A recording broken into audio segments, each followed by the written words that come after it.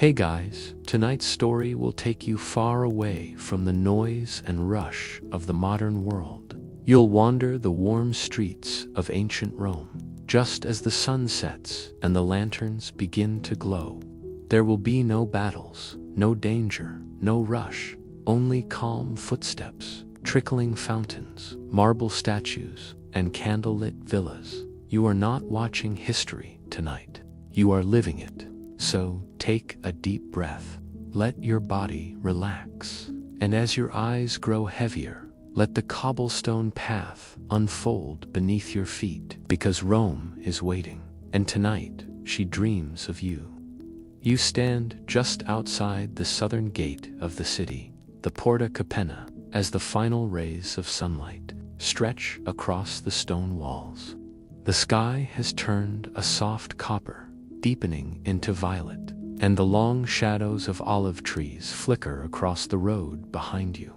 The wind smells of earth, old stone, and something sweet, baked honey bread, perhaps drifting from a baker's nearby window. The guards at the gate are finishing their shift, their voices low and tired. One of them laughs, a soft, harmless sound, and leans against the wooden frame as he waves you through.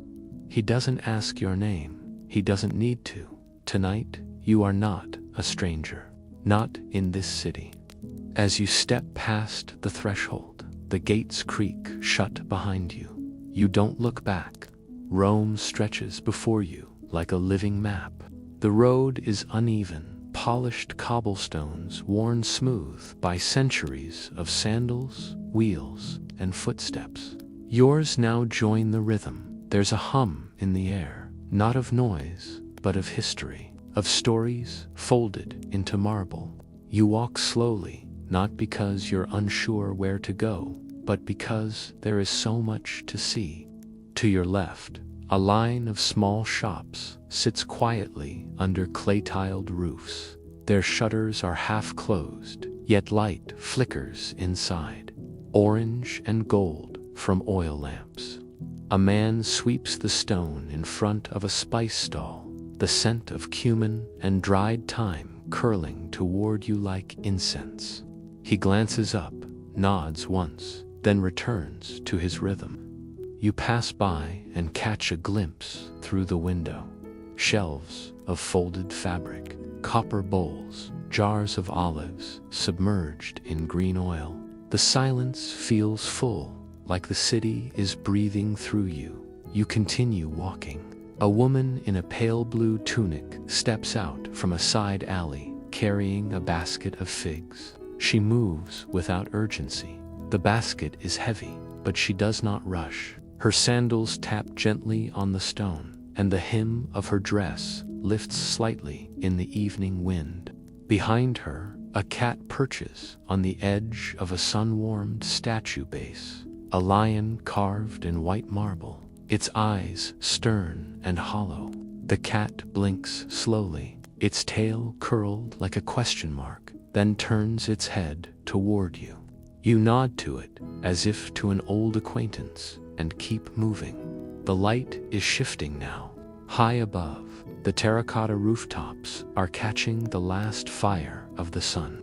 You can hear the quiet splash of a nearby fountain, soft, rhythmic, like a lullaby from stone. You find it in the next square, a small, circular basin carved with delicate fish and sea monsters. The water flows from the mouth of a smiling mask, the face of some forgotten river god, content to spill dreams into the stone. You pause. Kneeling beside the fountain, you dip your hands into the cool water. It slips through your fingers like silk. You cup a little, press it to your cheeks. The heat of the day begins to fade. The square is empty, except for a boy chasing fireflies with a reed basket. He doesn't speak, just laughs once, softly, when a golden spark escapes his reach.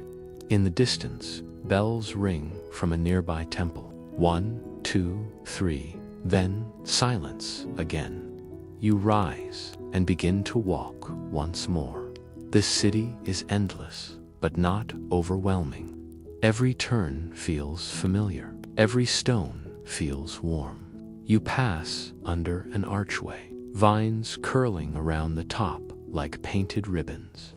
A fresco along the inner wall depicts Minerva, goddess of wisdom, seated with scrolls at her feet. Her eyes follow you. Beyond the arch, the street narrows. It becomes quieter here, more intimate. Homes line the way. Tall brick walls, wooden balconies, slatted windows. You hear gentle conversation above. A mother telling a story to a child, her voice floating like a lullaby into the night. And still you walk. The scent of rosemary wafts from a garden wall. A single torch flickers beside a doorway, its flame dancing softly in the wind.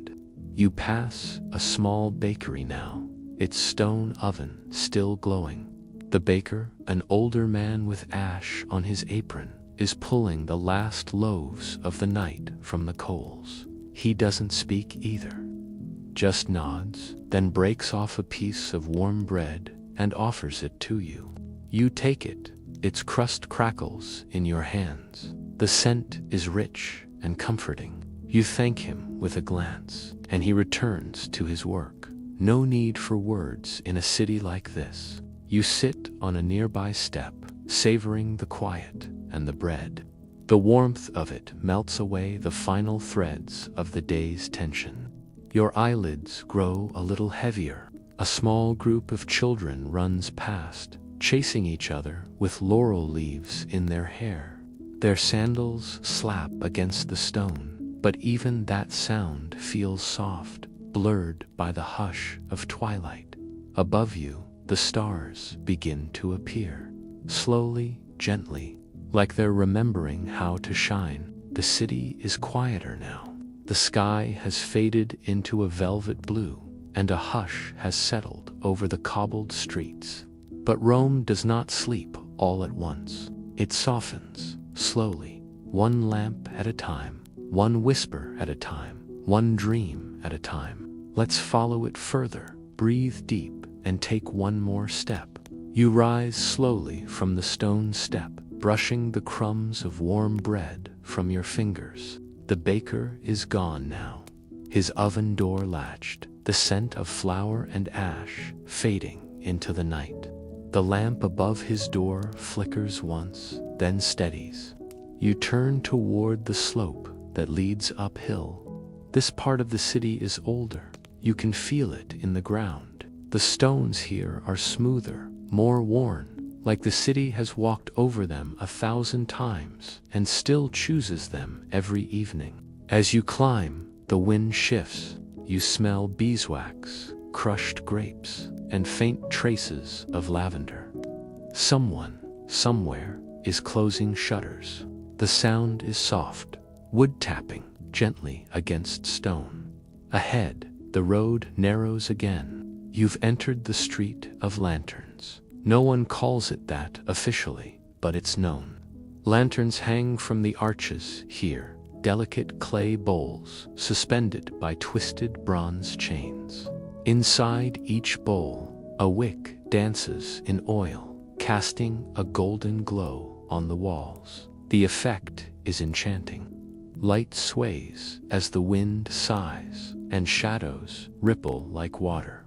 You walk slowly under them. The light warms your face, your hands. It touches your shoulders like an old friend.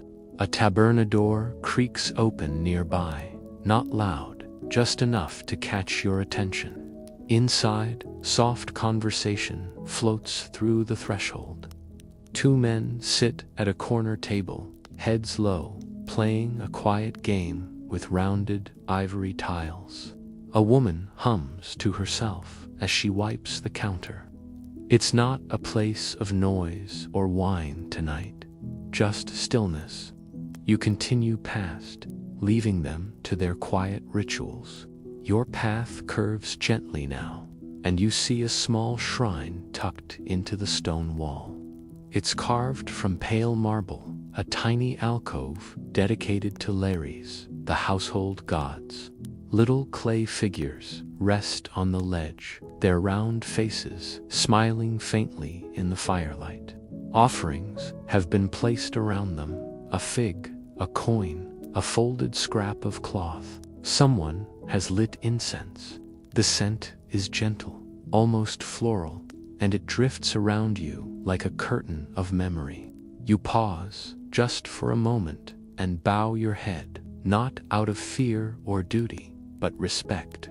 This city is built on quiet rituals, invisible threads. You feel them now. From above, another window opens. Light spills onto the street, and with it, laughter. A girl's voice, maybe 12, maybe younger, tells a story too fast for your ears to catch. A deeper voice replies, a father, perhaps, or an older brother. Their shadows stretch across the wall like a play. You smile without realizing it and walk on. The street slopes downward now, and the stones are slick with dew. Your sandals make a softer sound here, almost like you're gliding. To your left, a mural stretches across a long wall, a faded painting of dolphins leaping across waves. Time has peeled parts of it away, but the color still clings. Deep blues, soft creams, gold leaf that flickers in the lantern glow. You reach out, fingertips brushing the wall. It's cold, but not unwelcoming. Ancient things often are. Another fountain waits at the base of the slope. This one is shaped like a lion's head, carved into dark volcanic stone. Water flows gently from its open mouth into a bronze basin below. You kneel again, cupping your hands beneath the stream. This water is cooler than before. Crisper, you drink this time. The taste is pure, clean like a mountain spring, untouched by time. You rise, letting the drops trail down your chin. Somewhere behind you, a lyre begins to play. You turn. At the top of the street, on a balcony lit by 2 flickering lamps, a young man plucks at silver strings. He's not performing for anyone, not really. The music is for himself, or maybe for the gods, or maybe for the night. Still, it finds you. The notes drift like smoke, winding between the lanterns and curling around your footsteps. And so you follow. Tonight, the Tiber sings. It moves like a ribbon beneath the moon, its silver currents carrying the memories of 1,000 years. Statues lean from the shadows, quiet temples listen from across the hills, and you, still wandering, drift deeper into the city's sleeping heart. There is no time here, only presence, only peace. Come now, let the river lead you. You stand a moment longer, gazing down at the slow-moving water. The wind brushes your cheek with cool fingers. From somewhere below, a small bell chimes, perhaps from a docked barge, its line tugged gently by the current. You hear the sound of oars in the distance, slow and unhurried. You descend the slope. Your sandals tap softly against the stone path, wet from dew. Here, closer to the river, the air smells different, like clay and old wood and drifting herbs. The city behind you begins to blur, softened by the hush of the water. You reach the lower walk. This part of the city sleeps even deeper than the rest. The walls along the embankment are covered in faded graffiti names, prayers, drawings of fish and gods scratched into stone by countless unknown hands. You pause to read one. Felix Amat Livia. Felix loves Livia. The letters are uneven, carved with a knife perhaps, or a broken stylus, but the message feels fresh, as if it was written yesterday, as if someone whispered it just now into your ear. You smile and walk on. To your left, a row of stone steps descends into the river. They vanish beneath the dark water, swallowed by time. You imagine a washerwoman once stood there, beating linens against smooth rocks. Or maybe a fisherman, dropping net after net until the moon rose over the hills. Now, only the frogs remain. You hear them, a soft chorus in the reeds. They sing to the moon, to the stars, and maybe to you. Farther along the path, you see a torch still burning. It's mounted to the side of a boathouse, its flame low but steady. A large wooden door leans open, and inside, the shape of a skiff rests on its side. Tied with rope, its belly stained with river silt. No one is there, but someone was, recently. You step closer, peering into the doorway. A worn cloak is hung on a peg. A cup of wine, half finished, sits on a barrel. A bundle of rosemary lies on a wooden stool, fresh and fragrant. Whoever they were, they must have gone for a walk like yours. Or maybe they're watching you now, quietly, from the shadows. Curious, but not afraid. You don't disturb anything. You simply keep walking. You pass under a narrow stone bridge, its arch lined with old ivy and morning glory vines that have curled up the stone like fingers clinging to a dream. A few pigeons coo overhead. One ruffles its feathers and stares at you sleepily, its eyes shining with reflected lamplight. You keep walking, and now the river turns gently, bending westward, drawing you toward a quieter part of the city. On your right, tall walls rise again. But these are different. They're part of something older.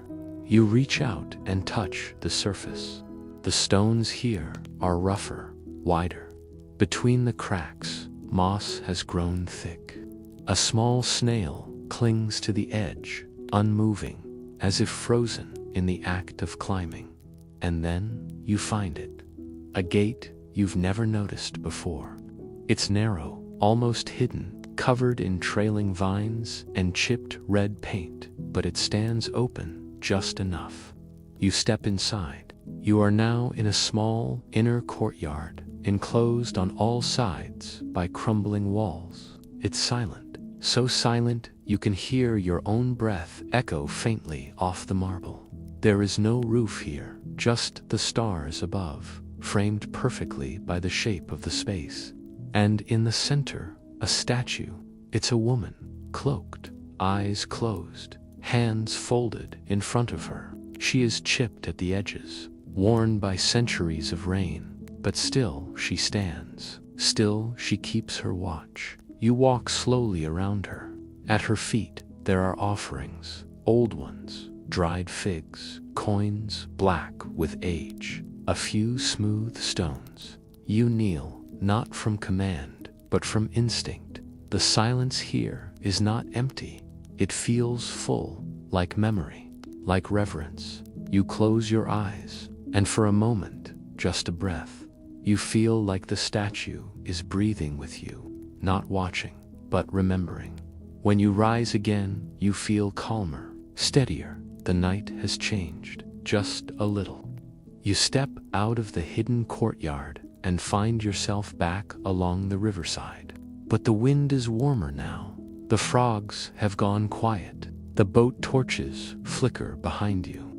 Ahead, you hear soft bells again, but these are fainter, almost like chimes on the breeze. You follow, and you drift beyond the last flicker of torchlight, past the quiet stables, and into a garden soaked in stillness. A breath of cypress brushes your cheek. The moon, now high above the city's shoulders, watches silently as you pass under an arch woven with ivy and stone. Everything here moves slower. Even the shadows hesitate. You step onto a narrow gravel path. It crunches under your feet like crumbled shells. On either side, low marble walls, cradle hedges shaped with care smooth, clipped and round like domes of green. A soft breeze moves the myrtle leaves, brushing against your fingertips as you walk. The scent is gentle faint citrus, aged stone, and something sweet. Maybe lilies, maybe incense. To your left, a small temple rises from the earth like a secret. Its roof is tiled in deep terracotta, the kind that glows faintly under moonlight. Vines creep up its pillars, but respectfully never, covering the carved gods that guard its door. You step closer. A priestess in white linen robes passes you without sound. Her arms carry a copper basin of herbs, and behind her, soft voices hum from within the open door. You stay outside, not from fear only, from reverence. This is a place of dreams, and dreams should not be disturbed. A stone bench waits beneath an olive tree. You sink into it slowly, the way your body sinks into memory. A few drops of dew cling to the edge of the seat, cold but welcome. You lean back, you listen. The sounds of the temple are soft and layered. A flute weaves through the gardens, hush like a thread of silver. Voices chant, not in song but in rhythm, language older than conquest. Candles flicker inside, their light casting warm reflections onto the smooth surface of a ceremonial bowl. Inside the bowl, water ripples. No one touches it. It simply moves alive with the breath of the sacred. You rest your head against the olive bark. The tree is old. You can feel it in the way it leans, not weak but generous, like a grandparent inviting you closer. Above, its branches spread into the sky like fingers reaching for forgotten stars. Somewhere nearby, a bell chimes once, just once. Your eyes close, but your mind remains alert, not racing, only watching. You see the Roman world not in motion, but in layers. Here in this garden, Rome is not power or conquest. It is quiet ritual. It is peace. You imagine the priestess lighting incense. The smoke curls upward, forming shapes that you recognize but cannot name. They dissolve before your eyes, as if reminding you not to hold too tightly to what you see. A bird calls, just one note, soft and quick. You rise slowly, the way leaves rise when lifted by a gentle wind. You return to the path, letting the gravel guide you. At the end of the hedge, an arched gate waits. Beyond it lies something else, something warmer. You step through and feel it instantly, the shift. It's a bathhouse, not grand, not public. This one is private, hidden behind garden walls, lit by low oil lamps flickering against pale stucco. You press your hand against the door, it yields without sound. Inside, the air is heavy with steam, herbs, and candle smoke. Your skin drinks it in. A figure greets you, neither servant nor stranger. He offers a towel of soft woven cotton, places it across your arm. You do not speak, you only nod. Your feet carry you across a warm mosaic floor. Red, blue, and black tiles form an image beneath you, a dolphin chasing a fish, forever frozen mid-leap. You smile, just a little. You undress slowly, without shame. In this place, your body is not something to hide. It is part of the story. Steam rises from the caldarium, a room of heat. You walk inside, and the air wraps around you like a blanket woven of water. The sound here is different, softer, deeper, like voices muffled in a dream. You lower yourself into the hot pool. The water embraces you. You float, not fully, just enough to forget your weight. Around you, other bodies drift in silence. some old, some young, none speaking. All equal, all human, the heat melts thought into sensation. A man pours a small jug of oil into the water. The scent of rosemary and sandalwood blossoms. Your skin absorbs it. Your mind lets go. Time is no longer counted in minutes or hours, only in sighs, breaths, and the rhythm of water. You move to the tepidarium next to a warm room lined with marble benches. You lie down, and someone begins to massage your shoulders. Their hands are trained, firm, but kind. They press into your muscles like a sculptor shaping clay. You don't ask their name. You don't need to. In this moment, they are not a person. They are a kindness. You drift again between sleep and thought. Then, the cold plunge, the frigidarium. You hesitate, but only for a second. You step in. The cold bites, but it wakes you not rudely, but clearly. Your skin tightens, your breath catches, and then you are new. Your eyes open sharper. Your thoughts settle. You are reborn. Outside, dawn begins to stretch its fingers across the sky. The stars dim. The garden waits. You dress again, slowly. The same tunic, but it feels different now, lighter, like it's part of someone else's memory. You step back through the garden, back past the olive tree. The priestess is gone. The flute is silent, but the peace remains. You follow the same path, but the city has changed. Not in form, but in feeling, it has softened, as if it too has just woken from a dream. A bakery opens nearby. You hear the scrape of iron on stone, the scent of rising bread, the first laugh of morning, the clink of amphory. You are still in ancient Rome, but Rome is no longer a mystery. It is a companion. You follow the hum of voices down a side alley where the stones are damp with dew and a cat slips quietly across your path, its eyes glinting like gold in the moonlight.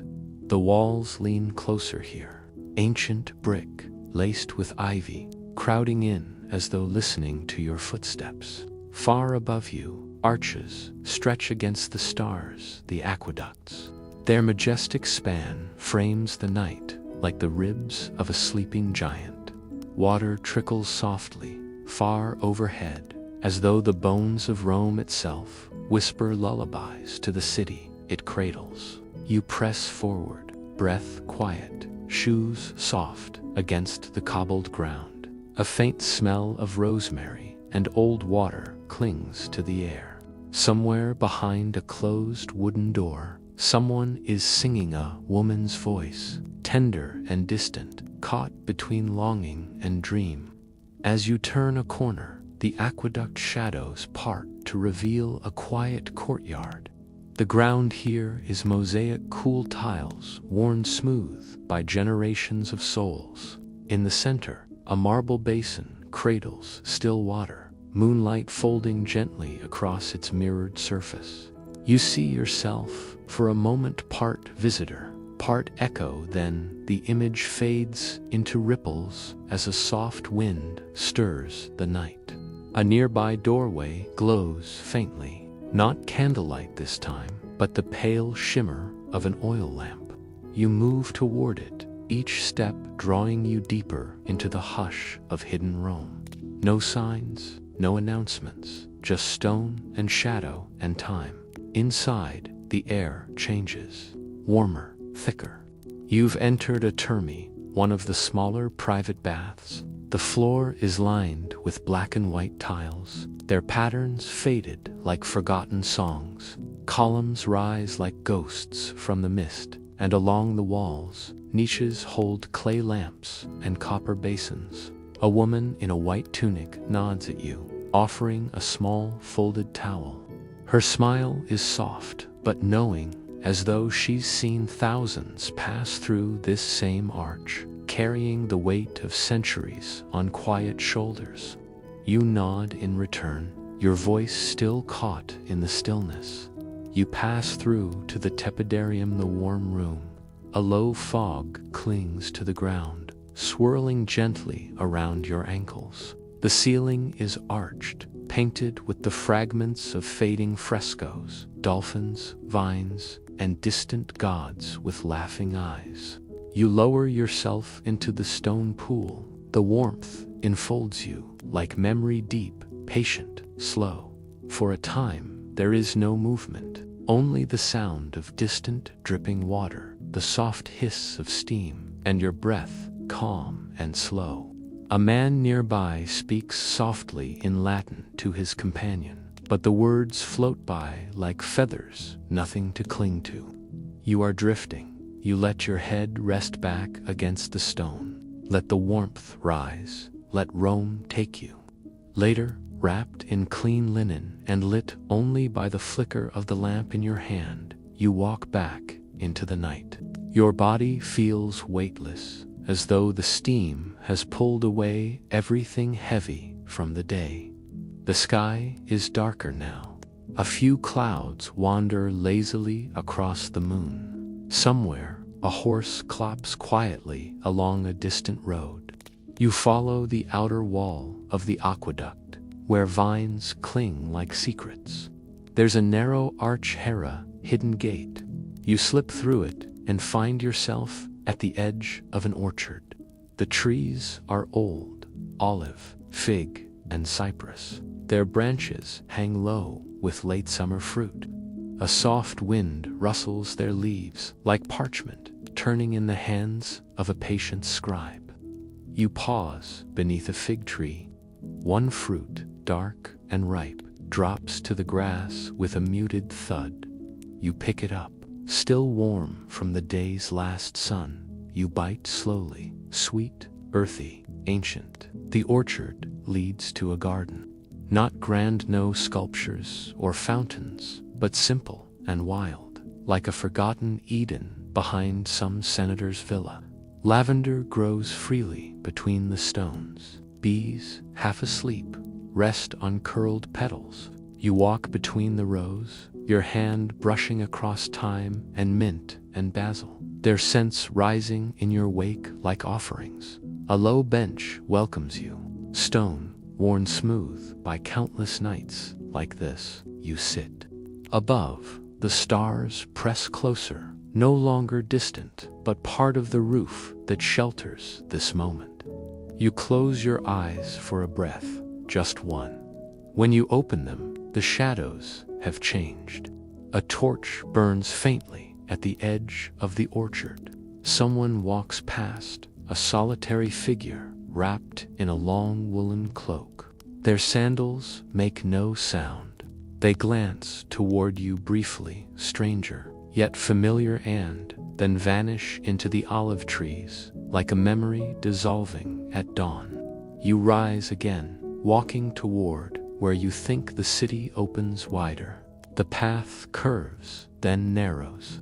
A low gate opens into a street that's different than before, quiet but awake. This is the artisan quarter. You pass by small workshops, doors slightly ajar, the smell of wood shavings and hot wax drifting through the cracks. A man carves ivory beside a low lamp. A woman polishes a shield with oil-dark hands. In another doorway, a child sleeps, curled in straw, her breath steady and soft. You pause before a potter's stall. Racks of terracotta bowls line the shelves, etched with tiny details. A vine, a bird, a dolphin's tail. One bowl is still warm, freshly fired. You run your fingers across its rim. It hums faintly under your touch, as if the clay remembers the hand that shaped it. The artisan old man with thick arms and quiet eyes nods toward you. He doesn't speak. You don't need him to.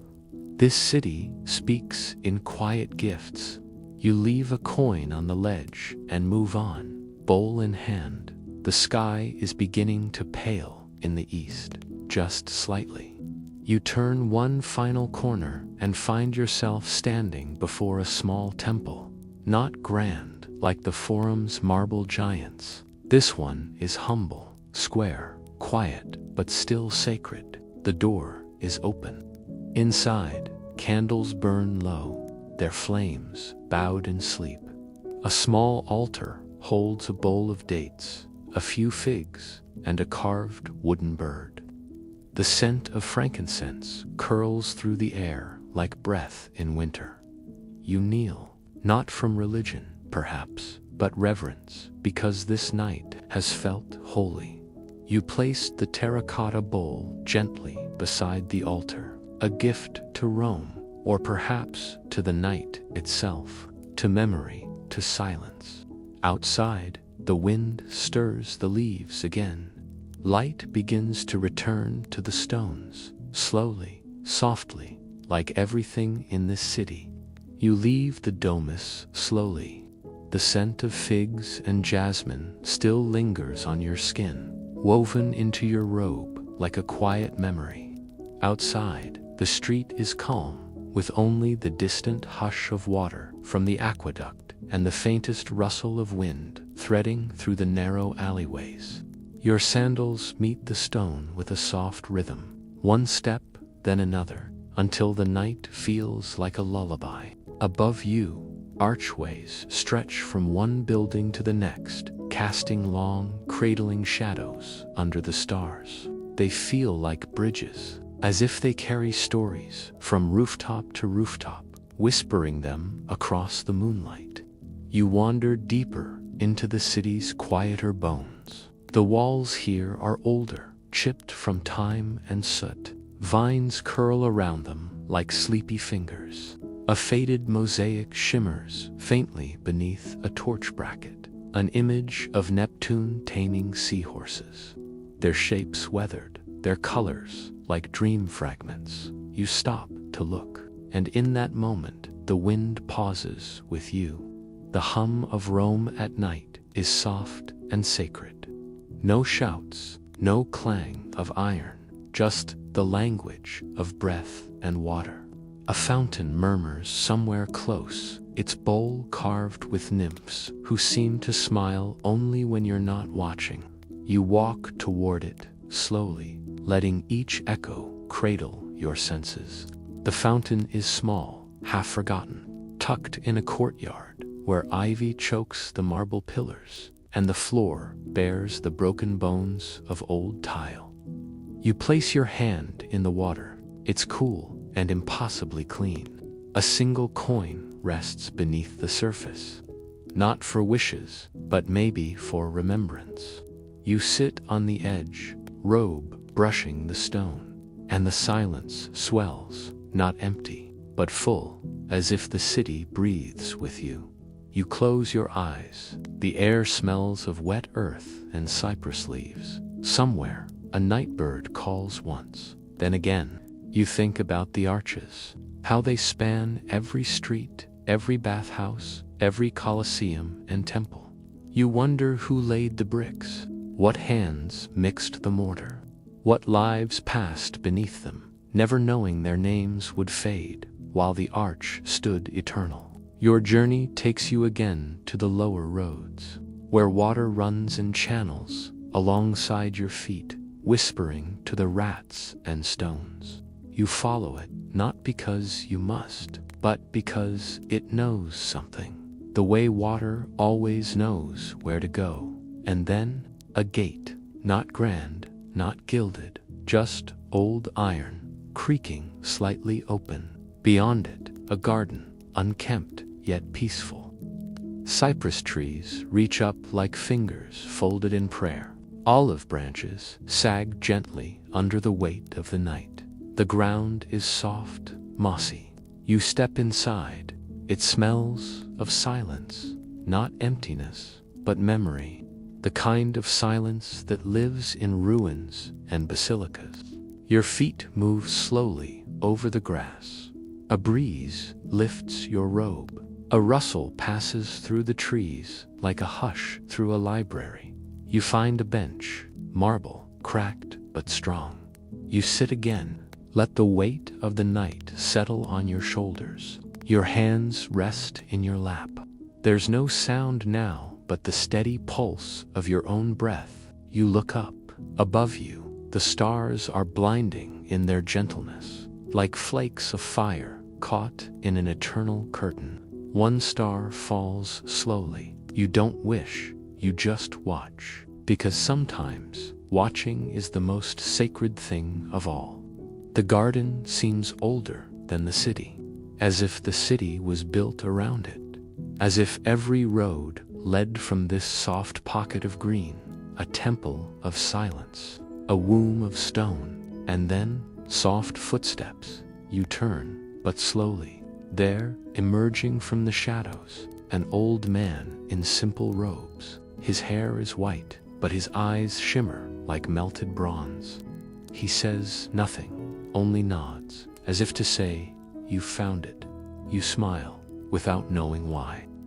He takes a seat across from you on a broken pillar, and from his sleeve, he produces a small scroll.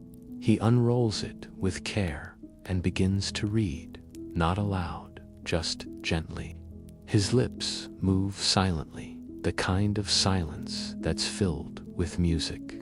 You sit in stillness with him, as if sharing a secret language that needs no voice. You do not ask what the scroll says, but you feel its meaning, like warmth from a sun you cannot see. It speaks of love, perhaps, of sacrifice, of rivers that remember, of lives that pass without fanfare, but leave fingerprints on the soul of the earth. And then he stands, gently. He places the scroll beside you, not to keep, just to hold. For now, you touch it, the parchment worn and soft like old skin. When you look up again, he is already walking away, vanishing into the trees like mist before morning. You sit in the stillness, a bench, a scroll, a garden that remembers. The stars above hum their quiet lullaby, and you feel the night pressing ever so gently against your ribs, like it's tucking you in. You rise slowly and walk the path he left behind. You wake slowly to the muffled hush of distant bells, though you don't remember falling asleep. The stone beneath you is cool, smooth, sacred. You are lying on a slab within the innermost chamber of a Roman temple, far from the sunlit streets and taverns. The air is dense with the scent of old incense myrrh, frankincense, and something darker. Perhaps laurel burned in ritual. You rise carefully, the shadows coiling along the columns. You look down at your hands and see they've been marked with faint red pigment, a symbol, a circle etched into your skin with some ceremonial dye.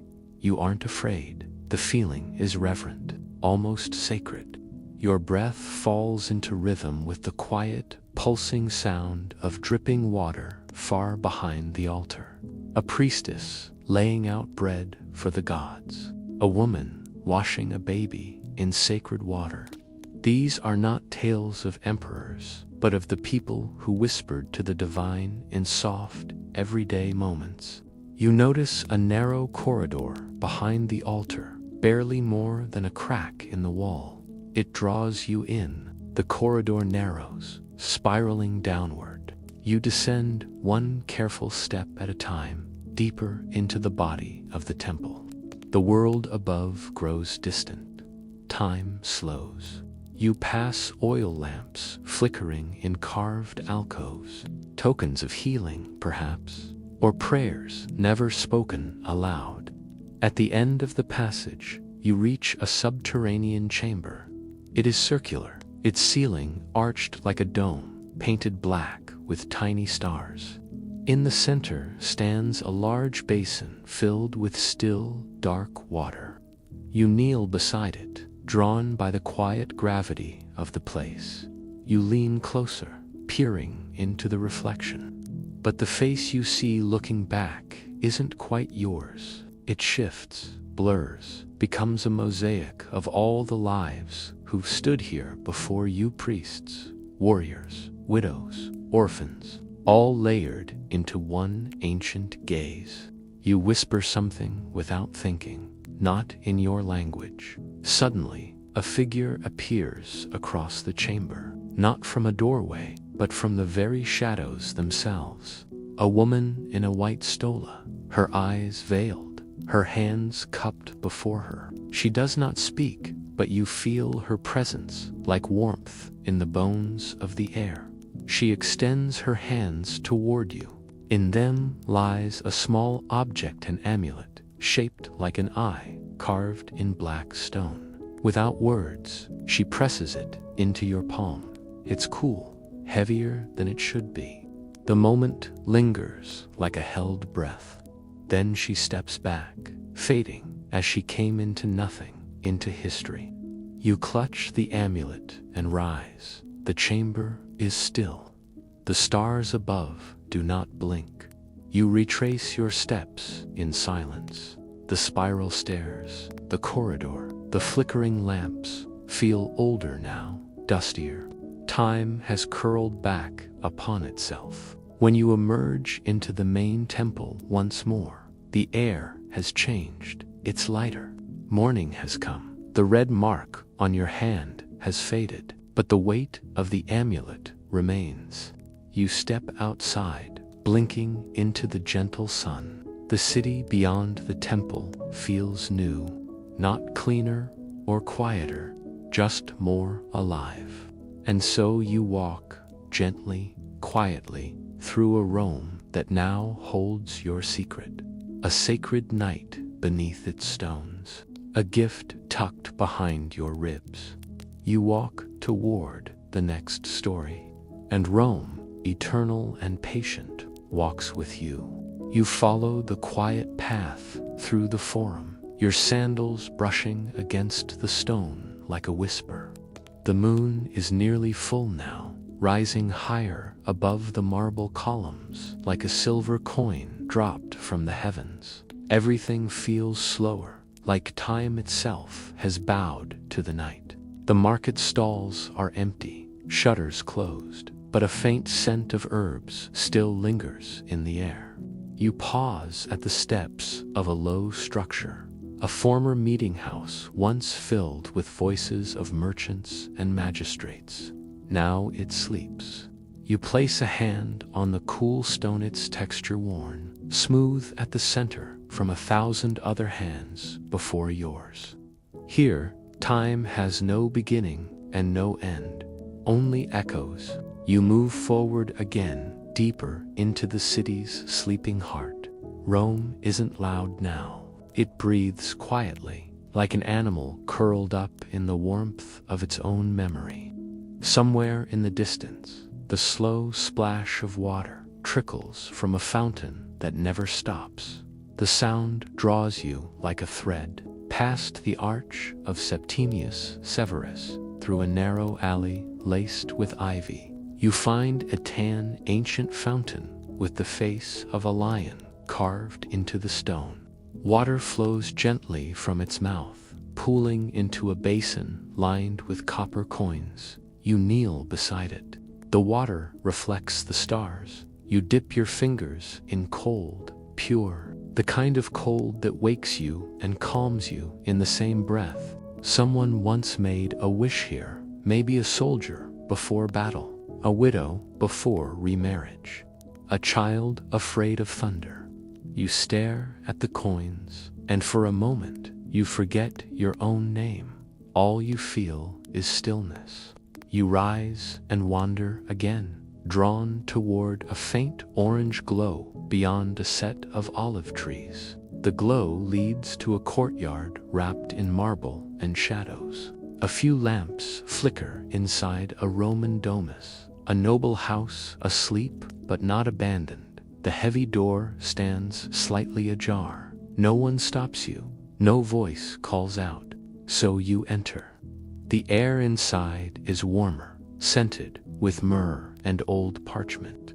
You pass through an atrium where oil lamps float on shallow water. The walls are covered in faded frescoes, gods and beasts dancing across peeling plaster. You are walking through a dream someone else painted centuries ago. You reach a room where the ceiling opens to the stars, a square of the night sky framed in stone. Beneath it sits a pool, black and still, except for the tiny ripples stirred by the breeze. You sit at its edge, let your feet dangle. You look up and see one star flicker brighter than the rest. Maybe it's Venus watching over the city as she always has. Or maybe it's just your imagination. Either way, the silence approves. You hear soft footsteps, then bare, delicate, unhurried. You do not turn around, you simply wait. A woman appears beside you, dressed in linen robes, her face calm, her hands carrying a tray of dried figs and honeyed almonds. She does not speak, only sits beside you, placing the tray gently between you. You eat one fig, sweet, dense, ancient. She smiles without looking at you, as if she knows you've come a long way, not in distance, but in dreaming. She reaches for a clay jug and pours dark wine into a shallow cup. You drink. It tastes like mulberries and smoke, like memory. The woman rises without a word and walks away, her figure dissolving into the shadows. You don't follow, you stay, suspended in that moment, the flavor of ancient wine on your tongue, the stars stitched above you like beads on velvet. Later, when you finally stand again, the lamps are lower, the room darker, but nothing feels threatening. The night has accepted you. You walk back through the atrium, past the sleeping statues and painted gods, back through the open door, out into the Roman air. Outside, the wind is cooler. Somewhere, a lyre is playing softly. You follow the sound through winding alleys and open arches until you reach a colonnaded courtyard filled with lanterns and sleeping cats. A musician sits on the steps, plucking at the strings of his lyre. He doesn't acknowledge you, but he plays for you. The melody is slow, circular like the turning of a wheel. It pulls at something old inside you, a sadness that doesn't belong to you. A joy that might be sound drifts like incense into the sky. You sit across from him on the ground, the stone still warm from the day. You close your eyes and let the music wrap around you like a woolen cloak. Time fades again. Maybe it's an hour, maybe it's a breath. When you open your eyes, the lyre player is gone. Only the silence remains, richer now. Somehow, you walk once more, your steps softer, like you're afraid to wake the past. You pass a bakery with its shutters cracked just enough for the scent of barley and honey to escape. You smile. Even in darkness, Rome still feeds you. You reach a small bridge, crossing a narrow stream fed by the old aqueducts. The water flows clear beneath moonlight. You lean on the edge, letting your fingers trail the carved railing. An owl watches from above, silent and still. You nod to it, and it blinks, slowly, unimpressed. Across the bridge lies a hidden garden, forgotten perhaps, but not empty. Olive trees twist like old dancers. Statues stand half-covered in ivy. In the center, a sundial points uselessly at the stars. You sit on a stone bench, worn smooth by countless dreamers before you. The night stretches long here, like a ribbon unrolling into memory. You close your eyes again, just for a moment. You hear laughter, not loud but gentle. Women's voices, maybe, the rustle of silk, the splash of bare feet in a basin. But when you look again, the garden is empty. You are not afraid, not here. You lie back on the bench, eyes fixed on the marble sky above. You whisper something to the stars, something you don't even know the meaning of, a promise, a thank you, a wish.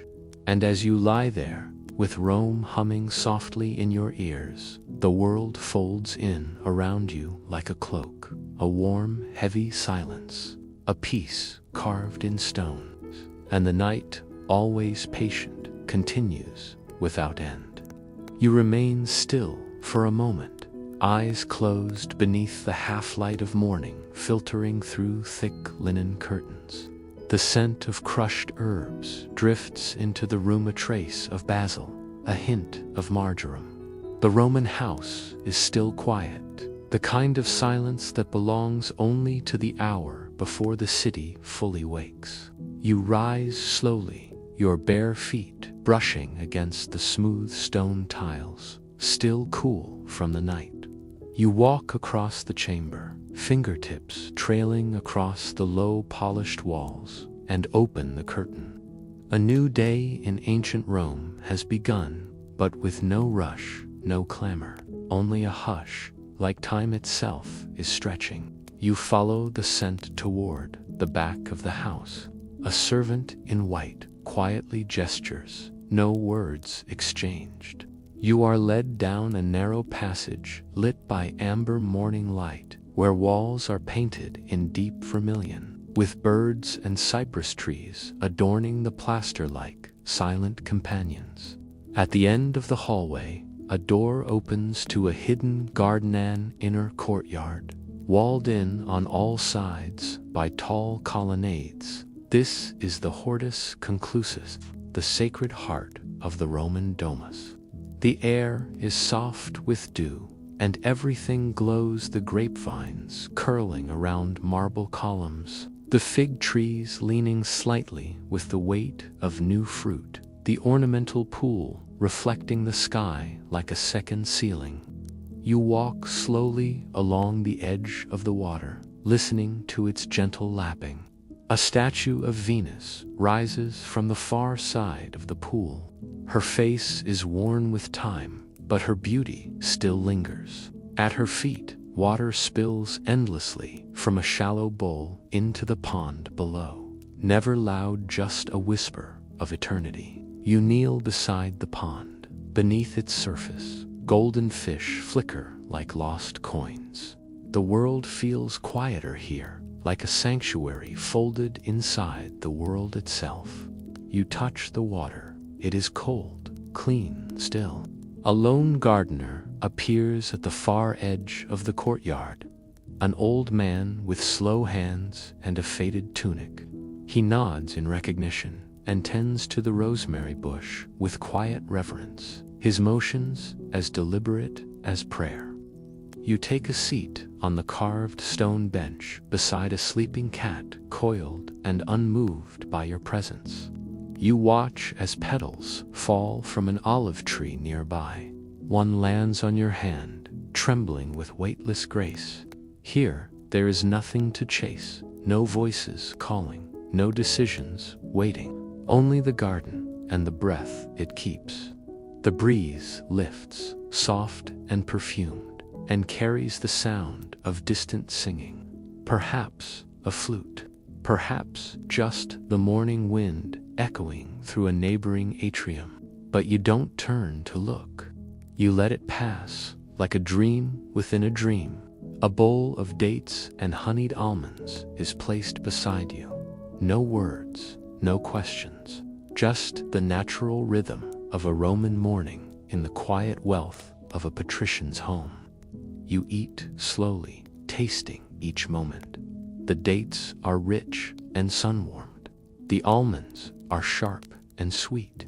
You sip water infused with rose petals and lemon rind, and feel the calm settle further into your chest.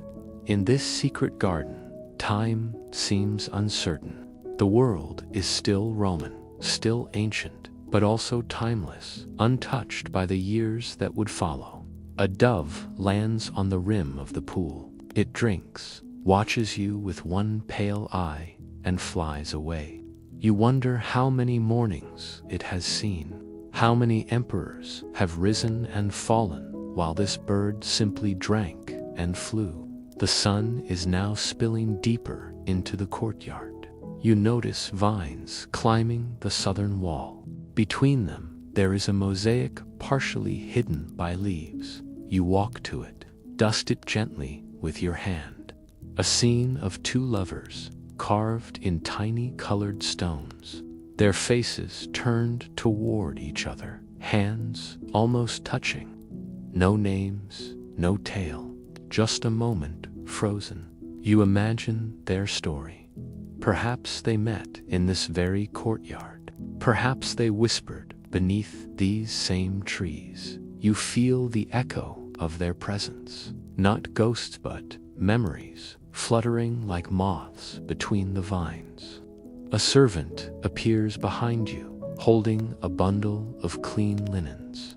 She smiles faintly and gestures you toward the bathhouse. Another ritual awaits, another layer of the Roman day unfolding with grace.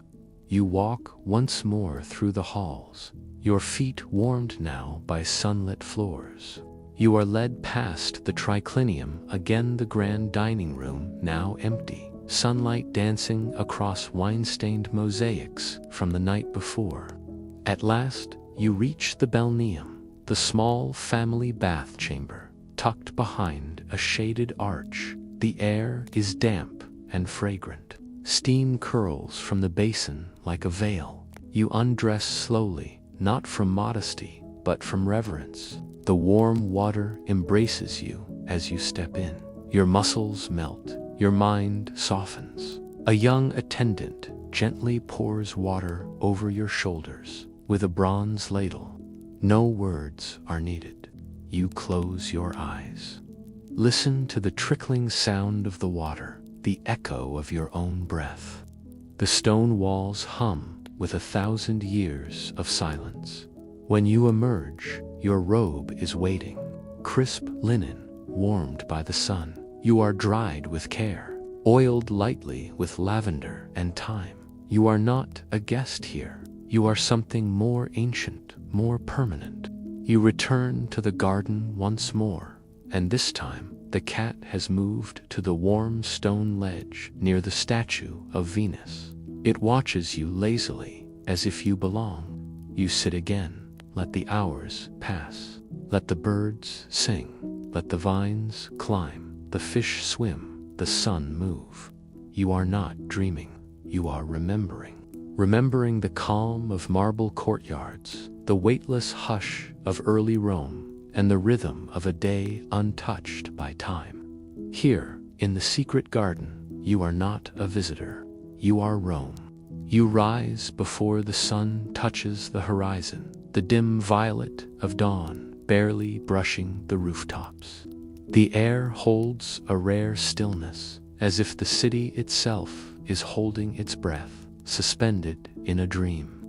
You sit at the edge of the guest house bed, warmed by the linen sheets that still carry the faint perfume of rosemary and a joled wood smoke. Your sandals are waiting beside the door. The soles, worn from yesterday's long wanderings, seem almost reluctant to leave the floor, but your feet find them instinctively. Another Roman day awaits, not in the bustling heart of the Forum, but in the quieter veins that run beneath the city's skin. You step outside into the whispering silence. There's no crowd yet, no clamor of vendors or trotting hooves, just the sound of a broom sweeping the marble steps of a nearby temple, and the faint coo of doves nestled in a red-tiled gutter. A servant girl offers you a cup of watered wine, nodding respectfully as she vanishes into the kitchen. The wine is cool, slightly sweetened with date syrup, and as you sip it slowly, it washes away the last remnants of sleep. You decide to walk to the Suburtha district, where Rome breathes without masks. It's a winding place, tangled in staircases and smoky courtyards. the kind of place where laundry stretches across alleyways like banners of ordinary life. As you make your way down the hill, the stones grow uneven, and the scent in the air turns to spiced bread, boiling cloth, and the sharp edge of vinegar. A cart squeaks past you, loaded with amphory, the mule at its front chewing lazily. The driver, half awake and draped in a woolen shawl, sings a low tune in a language you don't understand. You catch a smile as you pass. It's not a greeting, just a quiet acknowledgement that you are, like him, a part of the living city this morning. You stop near a tavern where the baker's oven has already started its labor. Flatbreads pile high behind a wooden counter, their surfaces flecked with ash. A young boy hands you one still warm, the crust crackling as you bite into it. Garlic and herbs burst onto your tongue, and for a moment, the entire world narrows to the taste of this humble masterpiece. You walk while you eat, turning into a courtyard shaded by fig trees. A group of children chases each other between the columns, their laughter bouncing off the walls like songbirds startled into flight. One child stops to look at you wide-eyed, curious before disappearing behind a tapestry hung to dry. Beyond this courtyard lies the Thermotha public baths, not the grand Caracalla or the sprawling baths of Diocletian, but a local one, smaller and more intimate. You decide to enter. The air grows thick and warm as you pass through the doorway, and the hum of conversation echoes beneath the vaulted ceilings. You move through the sequence with slow familiarity. First, the apoditerium, where you undress and leave your belongings in a niche guarded by an old slave with silver eyes and a cane carved like a serpent. He nods as you pass. Then the tepidarium, where lukewarm air wraps around your body like a shawl of mist. You sit for a while on a marble bench, letting your thoughts drift in the rhythm of dripping water. When you enter the caldarium, the heat embraces you fully. The steam rises from the pool, blurring the outlines of bodies into flickering shadows. A woman hums softly in the corner, her voice blending with the steam as if the bath itself is singing. You lower yourself into the water, and the warmth invades your bones. You close your eyes, the world slows down. Time loses shape inside these walls. It isn't measured by the hourglass or the sun outside. Is measured by the deep sighs of relief, the hush of skin against stone, the gentle scrape of oil and strigil. Afterward, you dry yourself under a thick linen towel, and as you leave, the old man at the entrance gives you a single olive black and glistening like a pearl of the earth. You eat it without a word. Outside, the city has awakened fully. You hear the shouting of merchants, the bray of donkeys, and the loud slap of sandals on sun-heated stone. But somehow, the chaos doesn't intrude. You've built a calm around yourself that the city cannot pierce. You wander now toward the Temple of Vesta. The hearth is said to burn eternally, and you want to see it not just with your eyes, but with your presence. The Vestal priestesses walk silently in the courtyard, their white robes trailing like morning fog. One of them meets your gaze, her face unreadable, but her eyes strangely knowing. She does not smile, yet something about her feels kind. Inside, the sacred fire dances not large or loud, but constant. Its orange glow flickers against the marble, casting soft shadows that move like ancient ghosts. You sit quietly, watching the flame. No prayers are needed here. The flame doesn't ask for words, it asks for attention. You stay for a while, longer than expected, long enough for your heartbeat to echo its gentle rhythm. Later, when you walk outside, the sun is already high, but clouds have gathered in the east. The scent of rain rides the breeze, mixing with the perfume of laurel and ash. Rome doesn't stop for rain. The market will carry on. The forum will fill. But you choose a quieter path, away from the crowds. You find yourself near a vineyard at the city's edge, where a narrow trail winds through olive groves and soft hills. You follow it. The noise fades behind you, replaced by birdsong and the occasional creak of trees stretching in the breeze. At the top of the hill, you look back.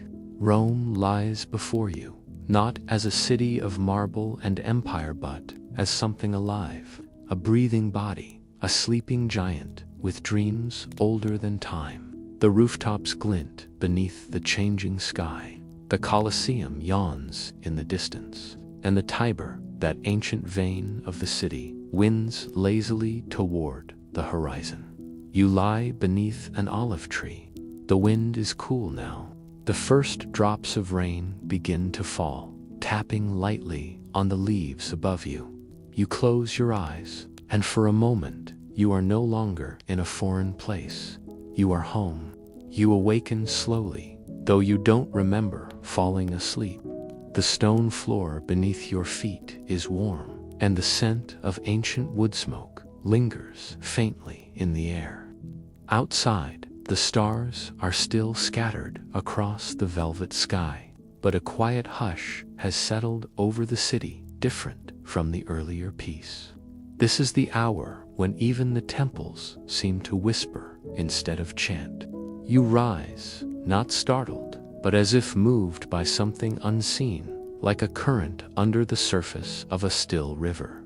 You follow your steps, not by memory, but by instinct, turning left down a corridor made of smooth, worn limestone. The shadows are no longer haunting. They are gentle now, and they guide you rather than follow. Up ahead, an open arch glows faintly with amber light. You step through and find yourself in a circular room, quiet, sacred, almost untouched by time. A temple, but unlike the ones you've seen before. The walls are lined not with opulence, but with memory. Carvings so ancient they seem to melt into the stone. Faces without names, eyes without pupils. Gods whose names no Roman dares to speak aloud anymore. This is the chamber of forgotten gods. No torches blaze here, only oil lamps flicker, balanced in niches carved by hands long vanished. You walk slowly past each one, feeling their silent gaze follow you. A voice does not greet you, but something does. A pull, a hum beneath your skin. You place your hand on a column shaped like a twisting vine, and it feels warm, not with fire, but with presence. These are gods from before Jupiter, before Rome, before even the stories of Troy. They are not worshipped now, but they are not gone. You sit quietly on a curved stone bench in the center of the room, and for a long moment, you say nothing. You just breathe.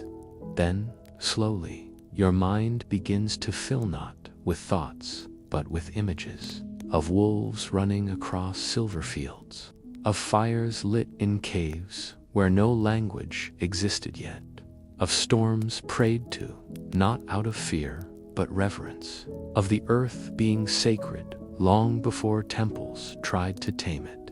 You do not know these gods, and yet you do. You feel your heartbeat slow, your thoughts melt like wax. You realize something, that every god mankind has ever invented, whether forgotten or feared, has passed through this chamber. For Rome may be mighty, but time is mightier still. Your eyes close, not in sleep, but in understanding. Then, a sound, the soft shuffle of sandaled feet. You look up and see a figure, not old, not young, draped in a robe of simple wool, hooded, faceless. They do not speak, they simply sit across from you. You do not speak either. You don't need to. Together, you sit in silence, breathing the air of memories, breathing the prayers that were never written down. Eventually, the figure stands, bows its head, and walks away. You feel no fear, only calm. You rise once more and leave the chamber slowly, as if walking out of a dream. Outside, the moon has moved slightly west, and the stars feel quieter. The cobbled streets whisper beneath your feet, but you are not going home, not yet. You now follow a street that curves like a question arrow and uneven, carved into the hills beneath the Palatine. This is a part of Rome that even the locals avoid at night. Not because of danger, but because of its age. This place is older than fear. As you descend a flight of rough-hewn stairs, you reach an open cavern that smells faintly of earth and copper. Moss clings to the edges, and water drips in a soft, patient rhythm. In the middle stands a pillar tall, carved, worn almost smooth. Around it, flickering candlelight creates the illusion of movement on the walls, as if shadows are dancing, and perhaps they are. This is the Well of Echoes. It's said that if you speak a truth into the well, it will echo not just your words, but the feeling behind them. You kneel at the edge. You say nothing, yet you listen first. Drip, drip, then a whisper, not from your lips, but from the well. A word you once heard as a child, a name, a place, something long forgotten, yet still tethered to your soul. You lean closer, and this time you whisper back, I remember. The well accepts your words, carries them into the earth. You rise. You continue walking, the streets now narrowing into ancient paths carved by carts and sandals hundreds of years before. You reach a courtyard, open, circular, paved in dark marble. In the center stands a sundial, but the moon now casts its own time across it. There is a bench beneath an old fig tree, and you sit again. Everything in Rome invites stillness tonight. Even time sits down beside you. A soft breeze flows through the leaves. Somewhere nearby, an owl hoots gently, and then laughter. Not raucous, not drunken, just soft, honest laughter. You follow the sound around a corner, through an open wooden door. You find a small group of Romans seated on cushions around a brazier, a quiet gathering of minds, a nocturnal symposium. They sip wine, not to forget, but to remember. They speak of stars, of dreams, of what the gods might think of human foolishness. You're offered a seat and a cup. You sit. The wine is warm, mixed with herbs, rosemary, and thyme. No one asks your name. No one asks your origin. Here, the night is identity enough. A man recites a poem about the Tiber, its voice, and how it changes depending on who listens. A woman sings softly, a lullaby not meant for children, but for the city itself. And you listen deeply, as if the stories told here are older than the stones beneath them. And maybe they are. The fire dims. The symposium ends, not with words, but with nods and sighs. You leave the circle with a warm heart and cooler skin, walking back into the open city. And Rome greets you, not with noise, but with hush. The baths are closed, the taverns asleep. Even the temples seem to exhale, and you find yourself wandering back toward the Forum, not to see it, but to hear it. Yes, hear it. For even when empty, the Forum whispers. The columns speak in the language of marble. The statues echo thoughts that no longer have speakers. You walk slowly, pausing at each ruin, not out of reverence, but connection.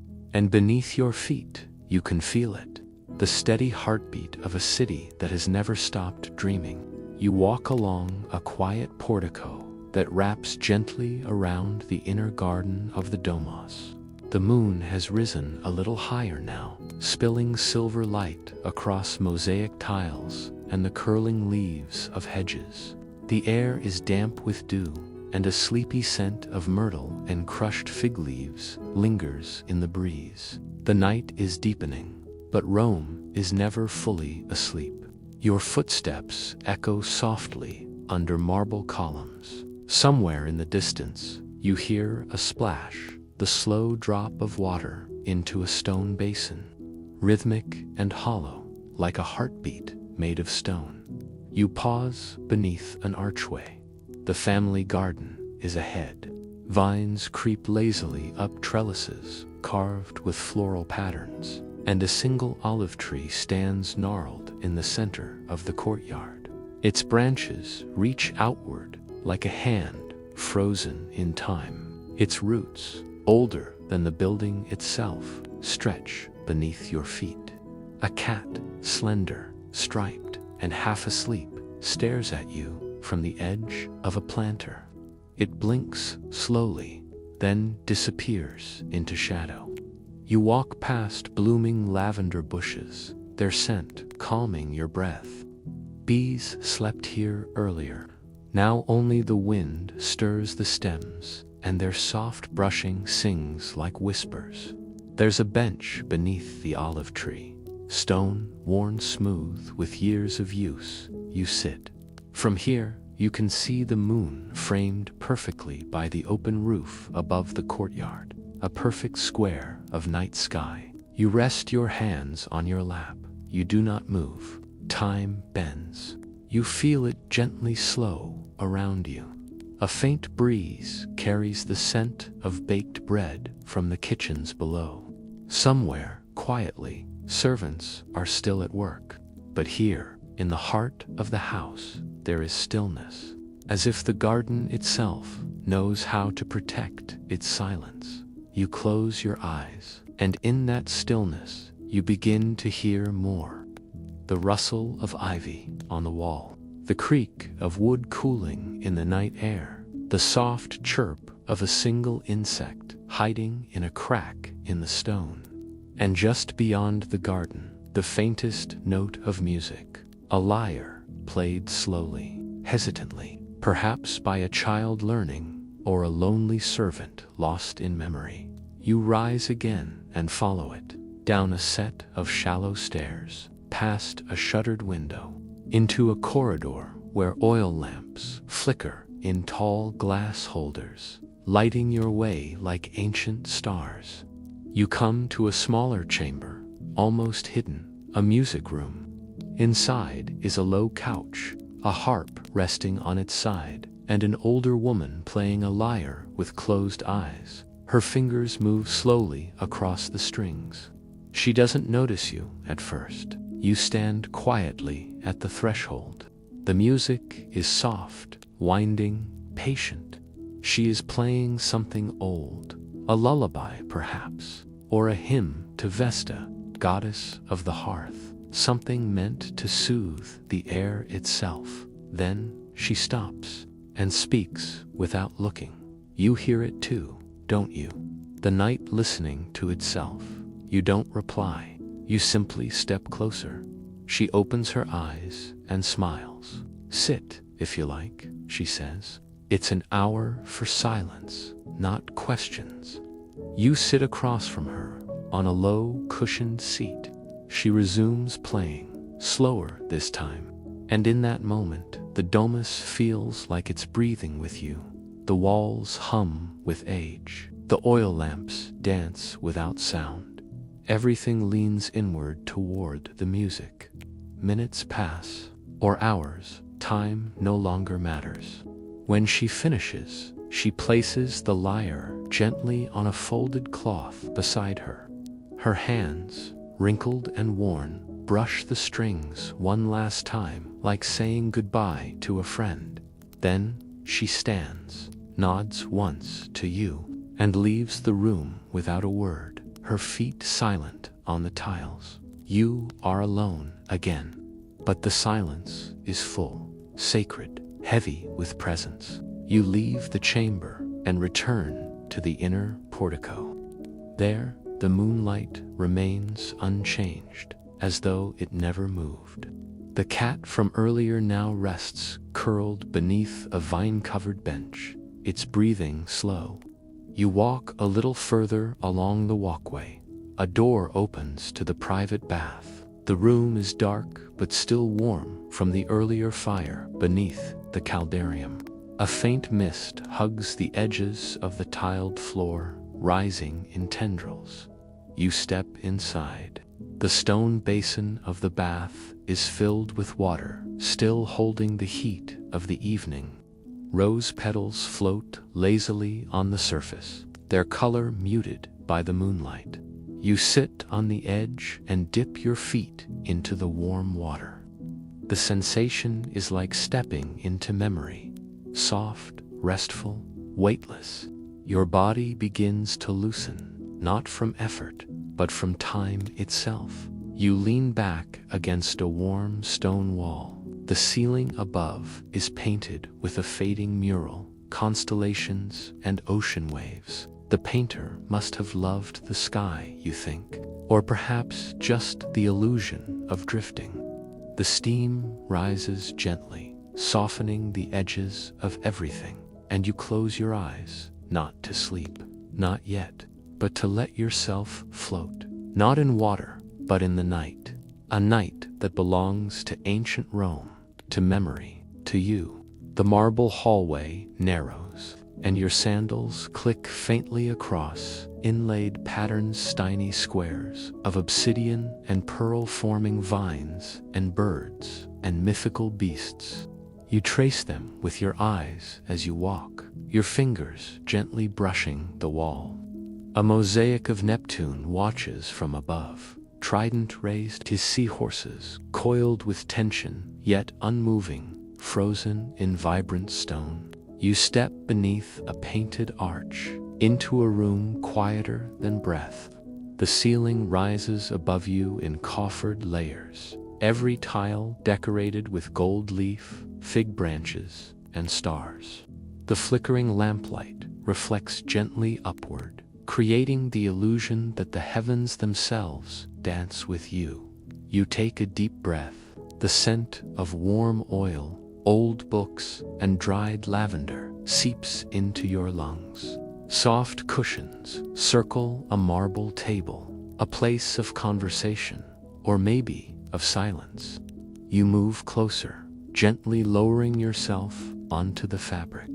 Your weight shifts the folds, and it sighs like an old friend. The world feels far away, Hirome's noise muffled into stillness. You close your eyes for a moment, not asleep, not awake, just here.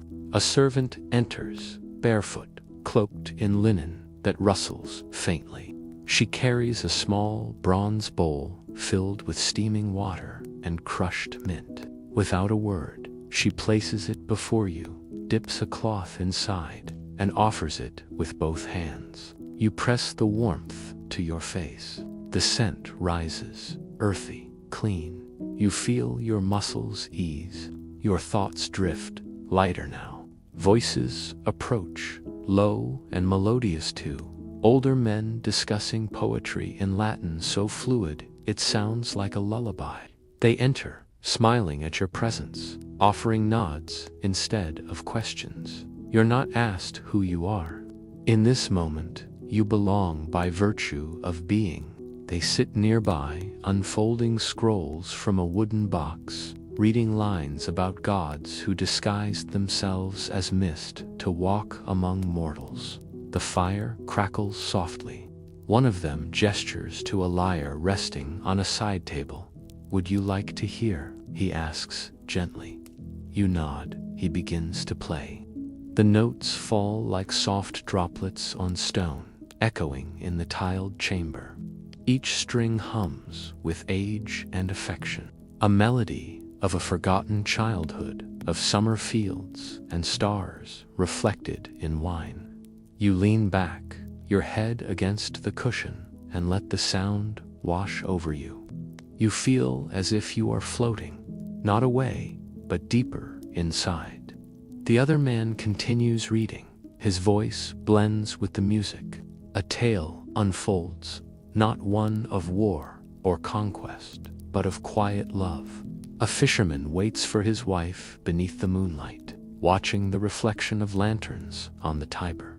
He never speaks a word, yet every night he lights a single flame, hoping she will return. She does not, but still he waits. When the tale ends, no one claps. There's only stillness. The music stops. You hear your own breath, long and unhurried. A jug of watered wine is poured. The clay cup is warm from the fire. You sip, and it tastes of honey and rosemary. Time has lost its shape now.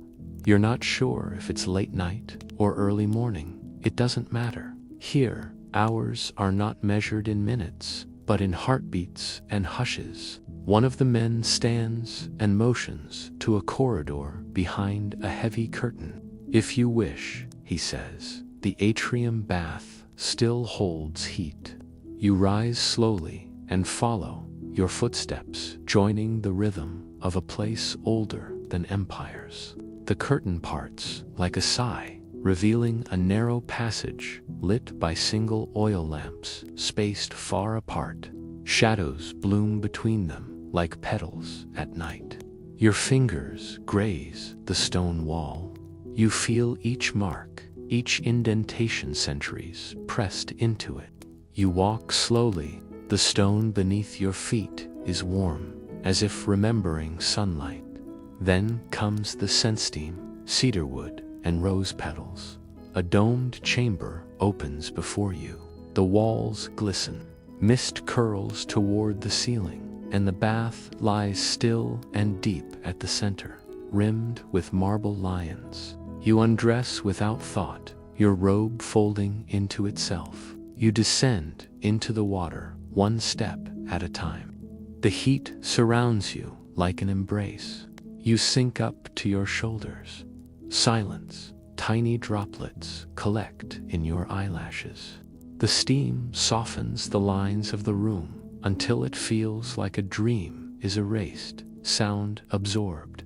The only noise is the gentle lapping of water as you move a hand or shift your weight. You rest your head against the smooth edge. Close your eyes. In this bath, beneath Roman stone, you feel yourself dissolve not into nothingness, but into everything. You are a breath taken 2,000 years ago. You are part of this quiet. A servant enters quietly with a fresh towel and a soft robe. You don't notice at first. She waits with patience, older than kingdoms.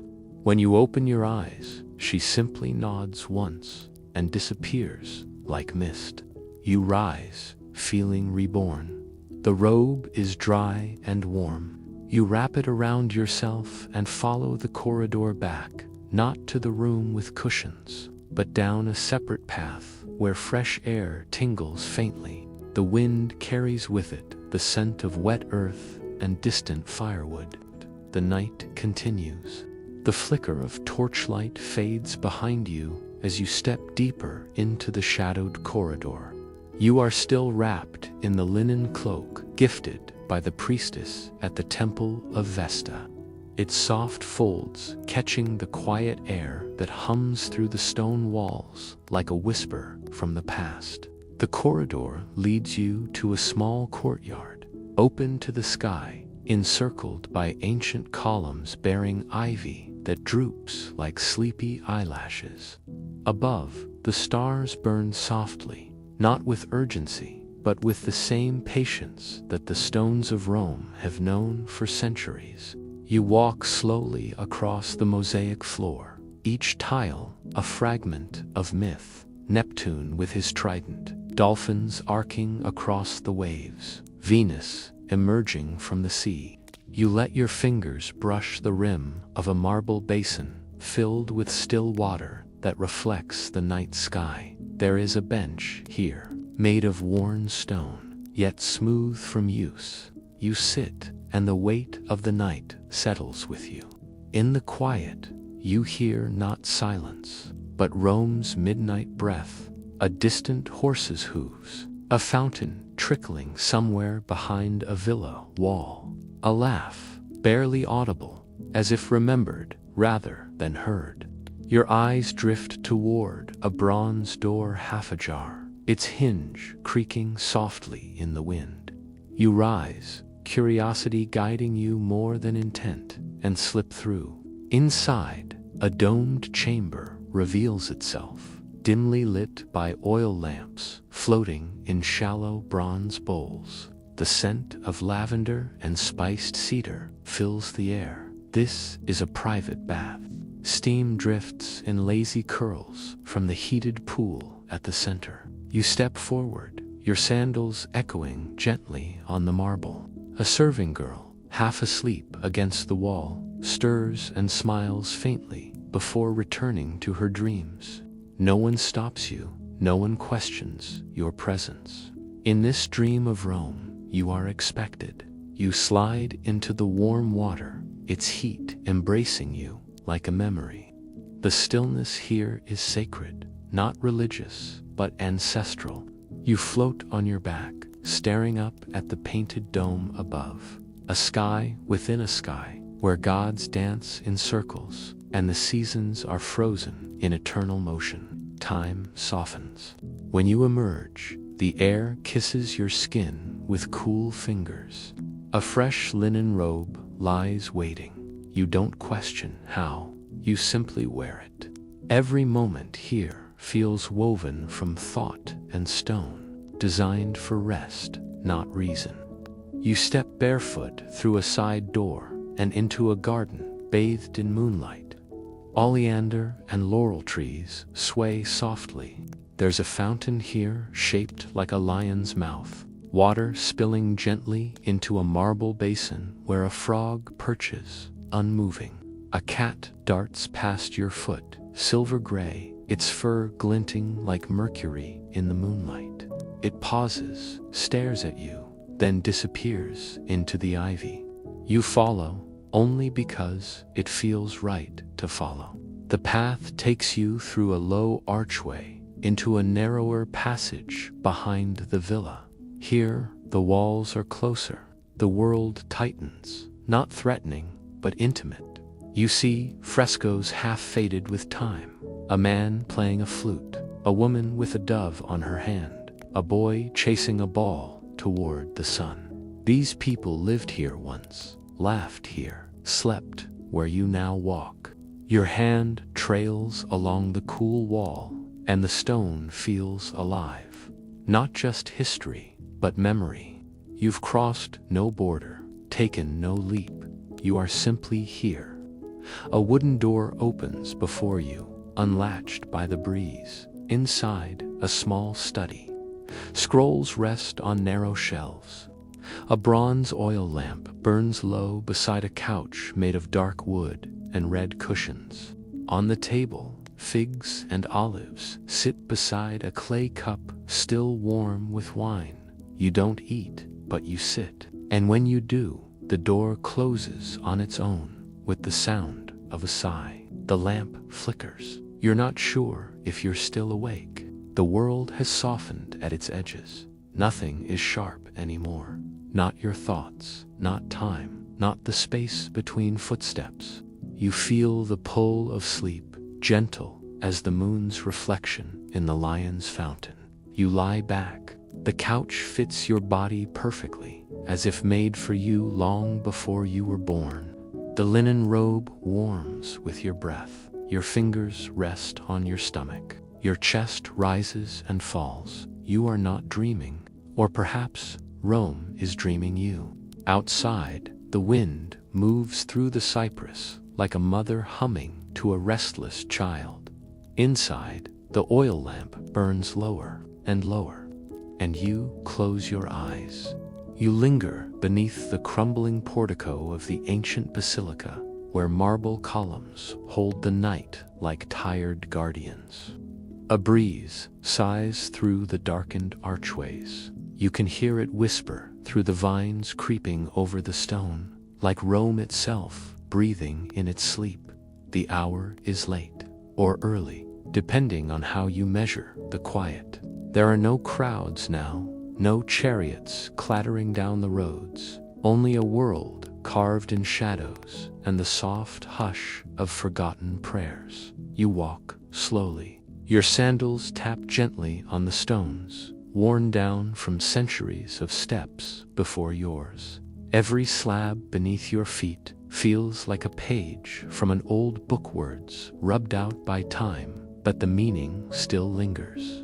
A soft golden flicker calls your eyes toward a small alcove, half hidden behind a row of broken statues. A lantern burns there, its flame trembling as if it fears waking the past. You step closer. The alcove reveals a shrine, modest but tenderly kept. Fresh olive branches are laid out across the threshold, and the faint scent of frankincense clings to the air. Someone has been here recently, someone who still believes that Rome listens. You kneel without fully knowing why. Perhaps it is instinct or respect, or maybe you, too, have a secret you wish to place in the hands of the gods. As you close your eyes, you feel the silence wrap around you like warm fabric. The flame dances behind your eyelids. In this moment, there is no empire, no emperor, no time, only the hush of eternity. When you rise, the shrine seems to nod in silent approval. You walk again, gently, past murals faded by weather and neglect, scenes of triumph, of harvest, of divine myths. The stories these walls once told are now only murmurs. Your path leads you toward a familiar road, the one lined with laurel trees and soft lamps that leads back toward the edge of the city. But tonight, instead of turning back, you follow a smaller road. A narrow one, hugged by the backs of insulae, their windows shuttered and glowing like sleepy eyes.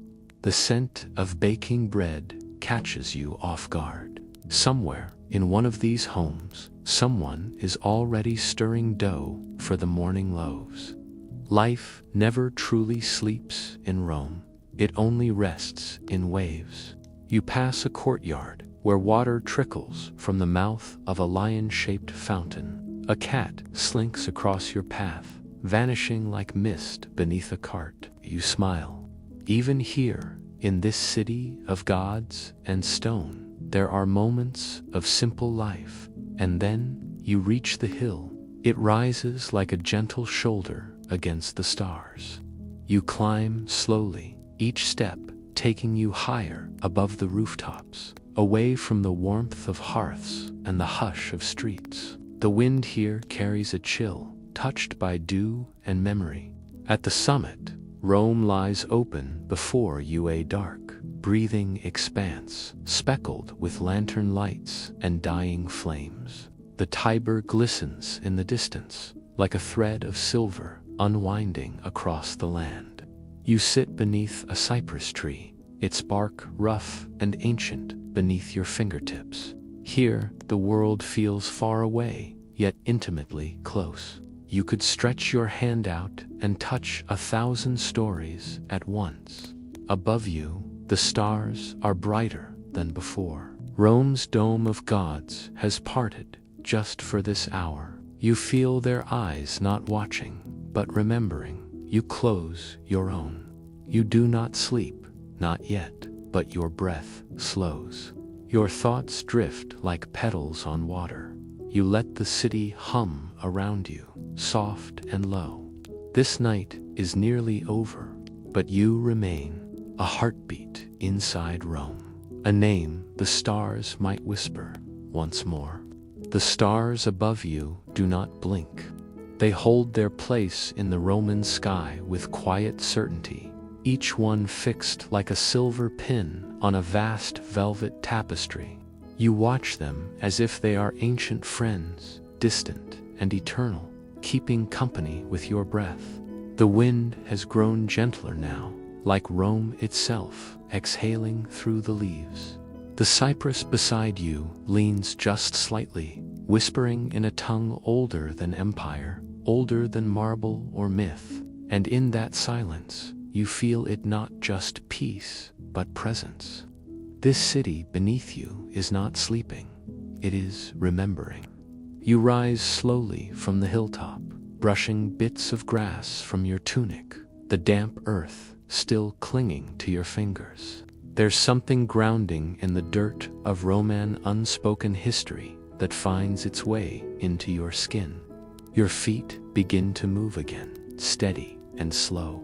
The stone path curves downward now, guiding you toward the edge of a lesser-known garden, once tended by Vestal virgins. The flowers are long gone, but the shape of devotion remains. A few columns still stand here, leaning like weary sentinels. Between them, wild ivy has claimed the gaps, threading its way through forgotten cracks in the marble.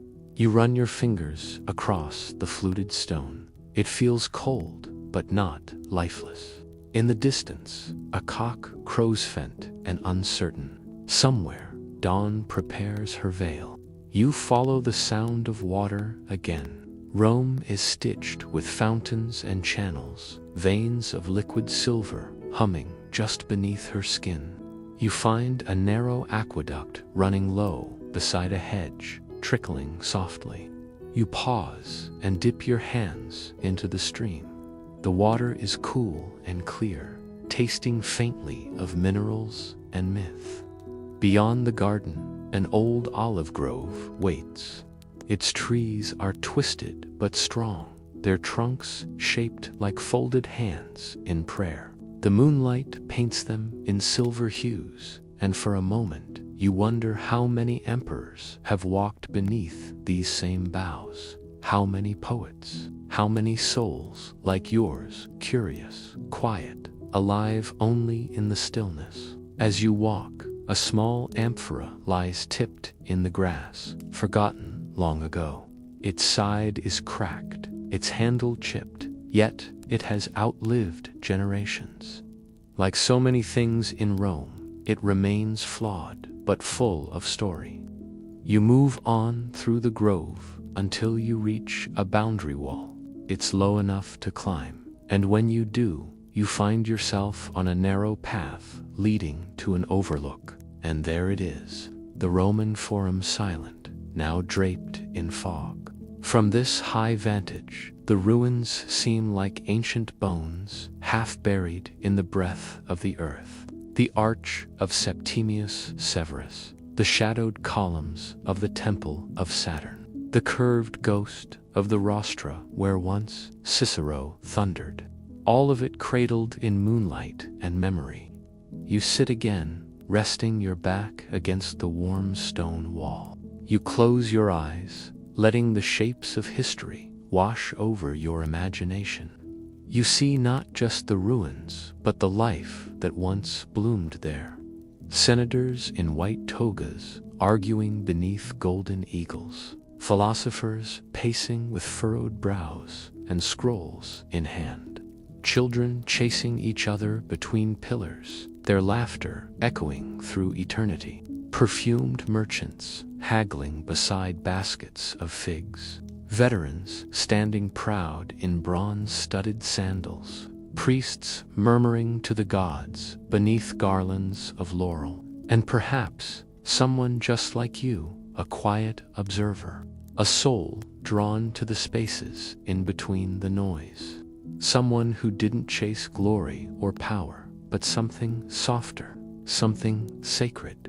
The stars are beginning to fade now. One by one, they bow out behind the creeping fingers of dawn. The sky takes on the faintest blush, like rose petals crushed gently over parchment. You rise. There is no urgency in your steps. You walk slowly back toward the city, back toward the dome of the Pantheon, now bathed in the first light of day.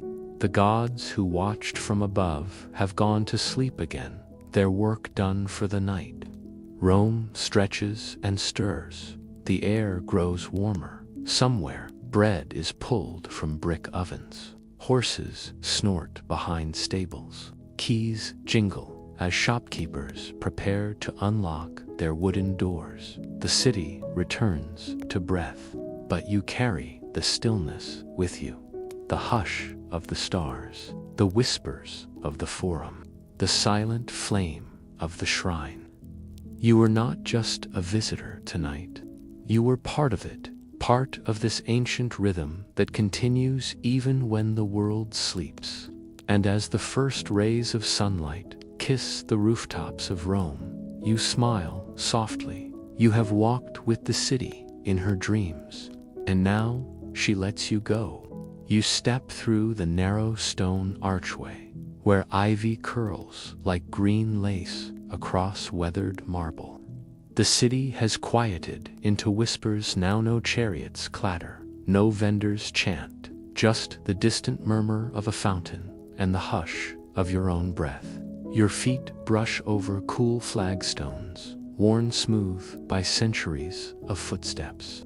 Here, under this arch, time feels paused, as if even the moon above holds its breath for you. To your left, a wall holds an ancient mosaic, half-faded but still proud Bacchus, god of wine, smiling with eyes of colored glass. The scent of aged clay and lavender oil drifts through the night, clinging to the shadows. A soft gust stirs your tunic. You hear it, a delicate strain of music, barely audible. Somewhere nearby, someone plays the cithara.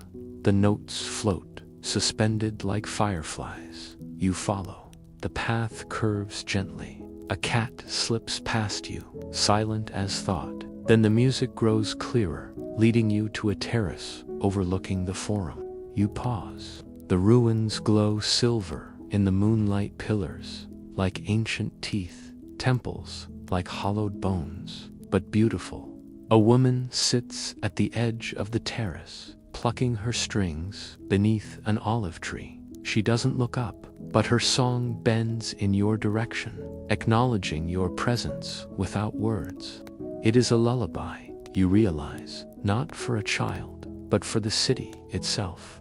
A cradle song for stone and story. You lean against a column and listen. Rome, in all her majesty and decay, exhales softly.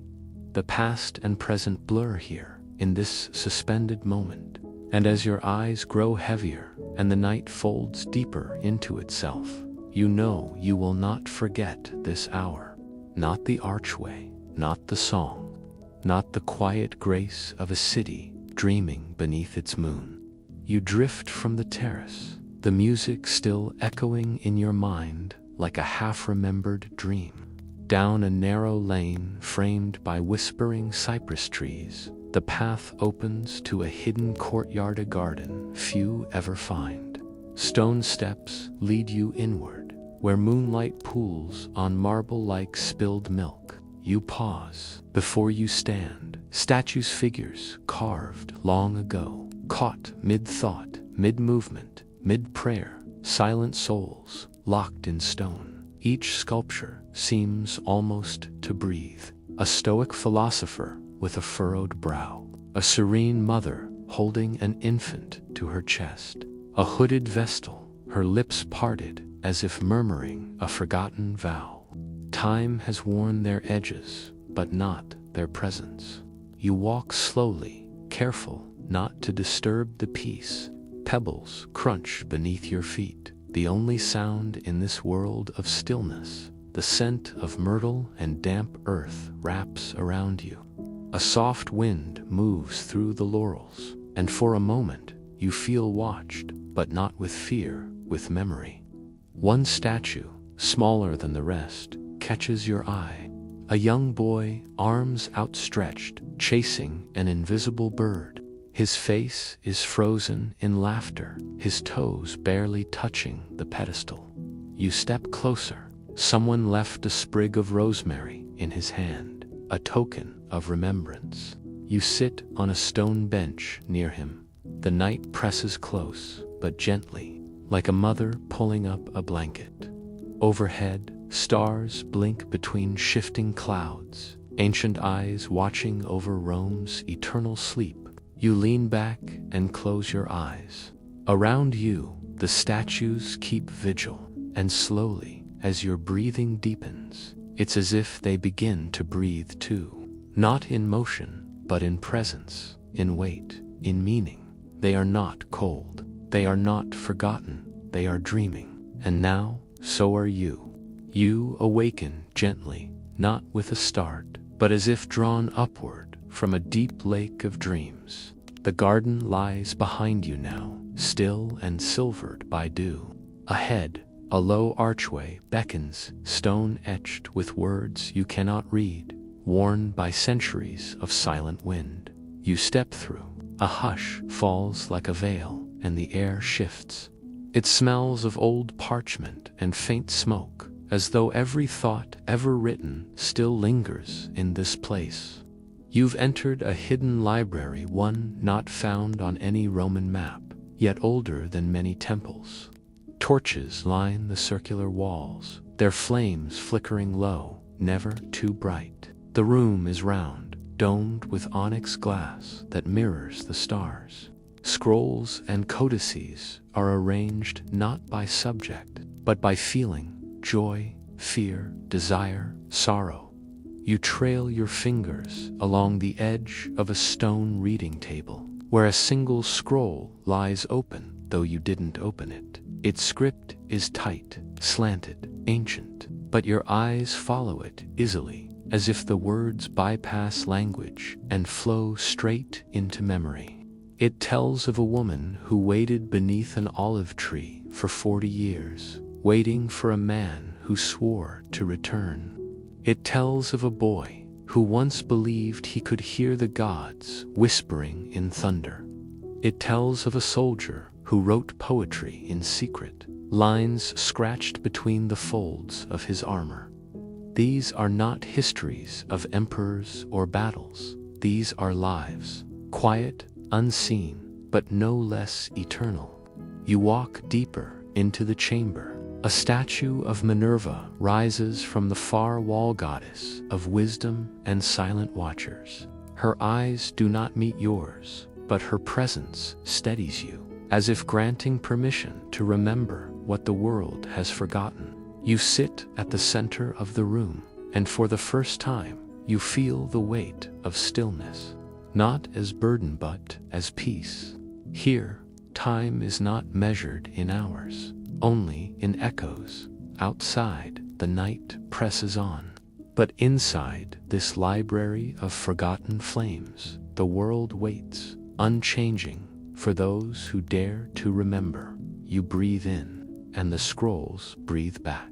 You rise slowly from the stone bench, leaving the open scroll where it rests, as though its story now lingers in your skin. A new corridor awaits beyond the library, narrower, colder. The torchlight dims as you enter, until you are walking by instinct, guided not by sight, but by the subtle rhythm of your steps. The silence is absolute yet, somehow, never empty. Then, a sound, soft, faint. Your own footsteps. No, they come a heartbeat after yours. As if something is walking just behind you. But when you stop, nothing. You keep walking. The corridor bends, then opens into a circular chamber, carved entirely from black volcanic stone. Its walls are smooth, yet strangely resonant, like the inside of a drum waiting to be struck. In the center stands a single pedestal. No books, no scrolls. Only a basin carved from dark marble, filled with still water, and suspended above it a whisper. Not heard, but felt. You step closer. The water is perfectly calm. Yet, when you lean in, it ripples, not outward, but inward, drawing the surface toward a center you cannot see. You reach out, your fingers hovering just above it. A voice rises, but it is not a voice from the room. It is your voice, only older, wiser. It speaks not words, but thoughts you once buried, regrets, dreams, questions never asked, choices never made. This is the chamber of echoes, and in its waters, time bends backward, not to show what was, but what could have been. You see the child you once were, running barefoot across a marble floor. You see the stranger you never spoke to, the hand you never reached for, the night you stayed silent when you should have screamed. Yet there is no judgment in these visions, only the weight of possibility. Behind you, the echoing steps return, but this time you do not turn.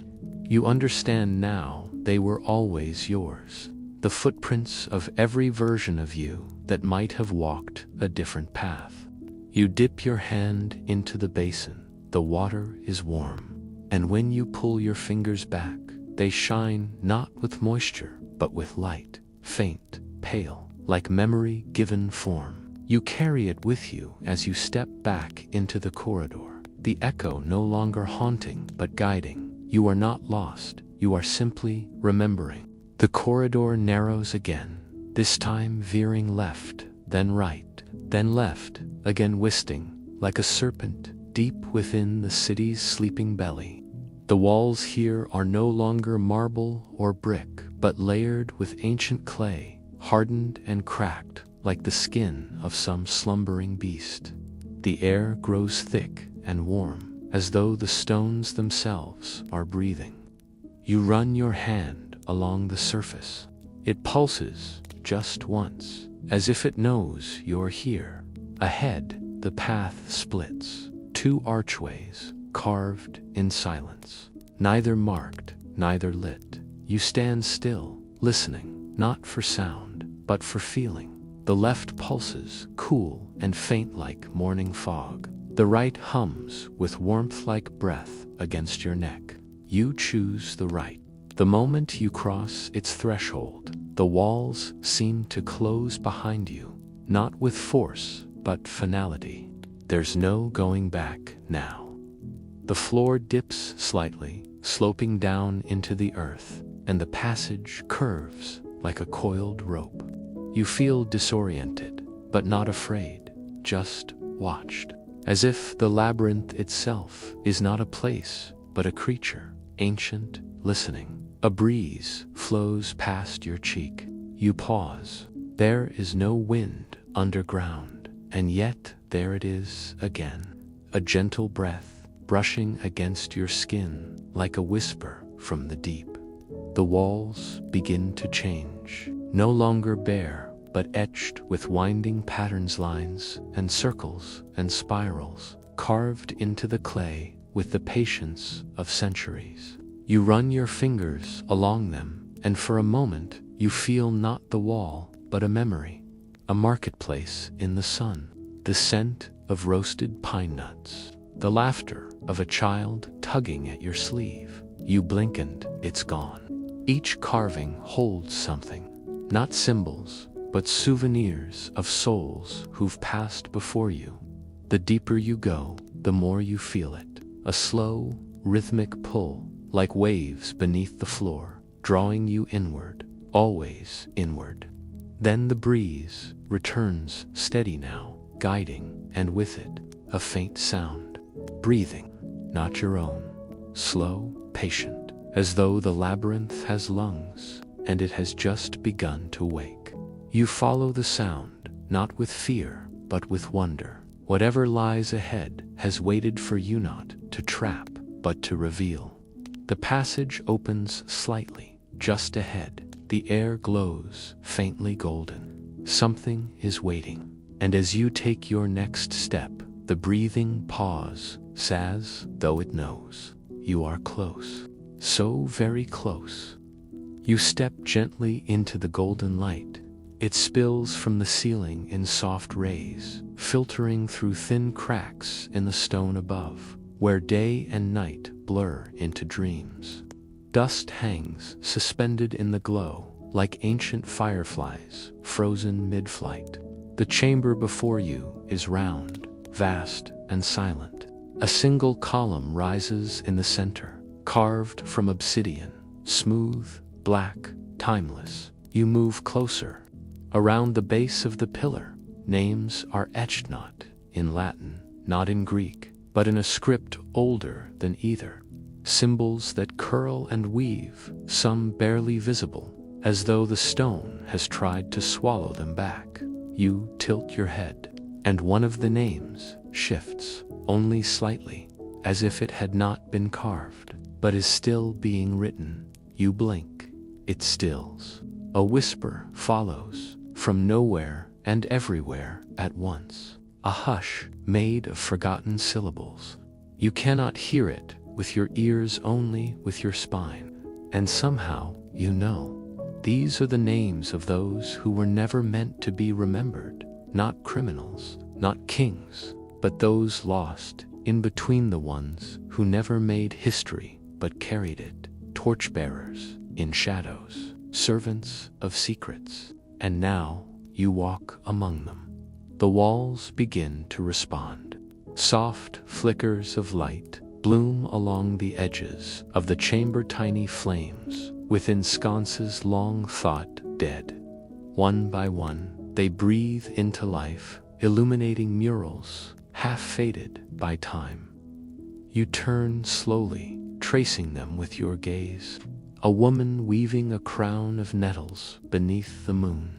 A man feeding scrolls into fire while smiling gently. A child holding up a mirror. But the reflection is an old emperor crying. Each scene lingers in your mind like dew on morning grass. None of them make sense, and yet they feel true. You glance back at the central pillar. Now the name at the base glows faintly, and for a moment you recognize it. Not the letters, not the shape, but the feeling. The warmth of a hand you've never held. The echo of footsteps you've never taken. The memory of a dream that wasn't yours, but could have been. You kneel. The ground is warm. The pillar hums. Then the silence. Not empty silence, but full, pregnant with the weight of every untold story. Every word that never found parchment. Every soul that never made it into a statue or scroll. You do not speak. You only listen. And in that stillness, something ancient exhales and smiles. You rise slowly from your knees, still bathed in the golden hush of the chamber. But as your heel shifts, you hear it, a faint echo beneath the floor. A hollow sound, like stepping on a wooden stage, not solid stone. Your body tenses for just a moment, and then relaxes. This is no trick of the mind. Something sleeps beneath. You step again, the sound repeats. A soft thump, then a distant creak, as if the earth itself remembers footsteps from long ago. Instinct draws you toward the center, where the pillar still hums faintly with the warmth of unseen names. You place your palm upon its side, cool, smooth, and utterly still. Then, almost by accident, your fingers press against a tiny groove, a notch, no wider than a coin. And the floor shifts. Stone slides beneath your feet with the elegance of a secret, well-practiced. A perfect ring of floor gives way, folding silently inward like the petals of a dark flower. Beneath it, darkness, not the kind that blinds, but the kind that calls. You lean over the opening. It is not deep. A staircase spirals downward, carved into the bones of the earth itself. The air that rises from below is cold, but not unfriendly. It smells of moss, parchment, and forgotten iron. You take a breath and descend. Step by step, you spiral lower, guided only by the flickering torchlight from above. Each footfall brings a new sensation, the cool grit of stone underfoot. the smell of ancient oils in the air, and the growing feeling that you're entering something unwritten. At last, the stair ends. Before you is a narrow passage, low-ceilinged and silent. You run your fingers along the walls, smooth but wet, as if they weep smallly in the silence. Then you see it, a small iron door, no handle, no keyhole, only a faint emblem burned into its center, an owl perched atop a scroll, its eyes made of jet. You place your hand against the symbol. Nothing happens at first, but then a pulse, gentle, like a heartbeat under metal, and the door breathes open. A sigh of air greets you, heavy with memory. Inside, a circular vault, small, humble, and dimly lit by a single hanging lamp. On the far wall, shelves filled, not with scrolls or gold, but with masks, hundreds of them.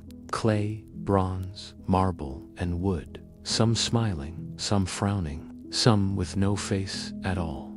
Each mask bears a name beneath it, and suddenly you understand. These are the faces of the forgotten. The many lives lived beneath history's surface. Voices that once whispered secrets, now stilled into silence. You step forward, and the door closes behind you. You stand very still, alone in the quiet vault.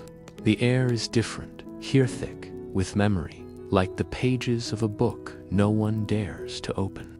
The lamp above sways gently, as if stirred by the breath of time itself, casting long shadows across the room. Each mask stares back at you. Some are cracked with age, their surfaces lined like old tree bark.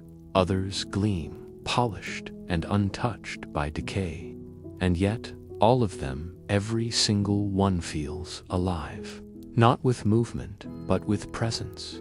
You move closer to the nearest shelf. Beneath a delicate ceramic mask, shaped like a young girl's face, you read the name, Livia, weaver of ghost threads.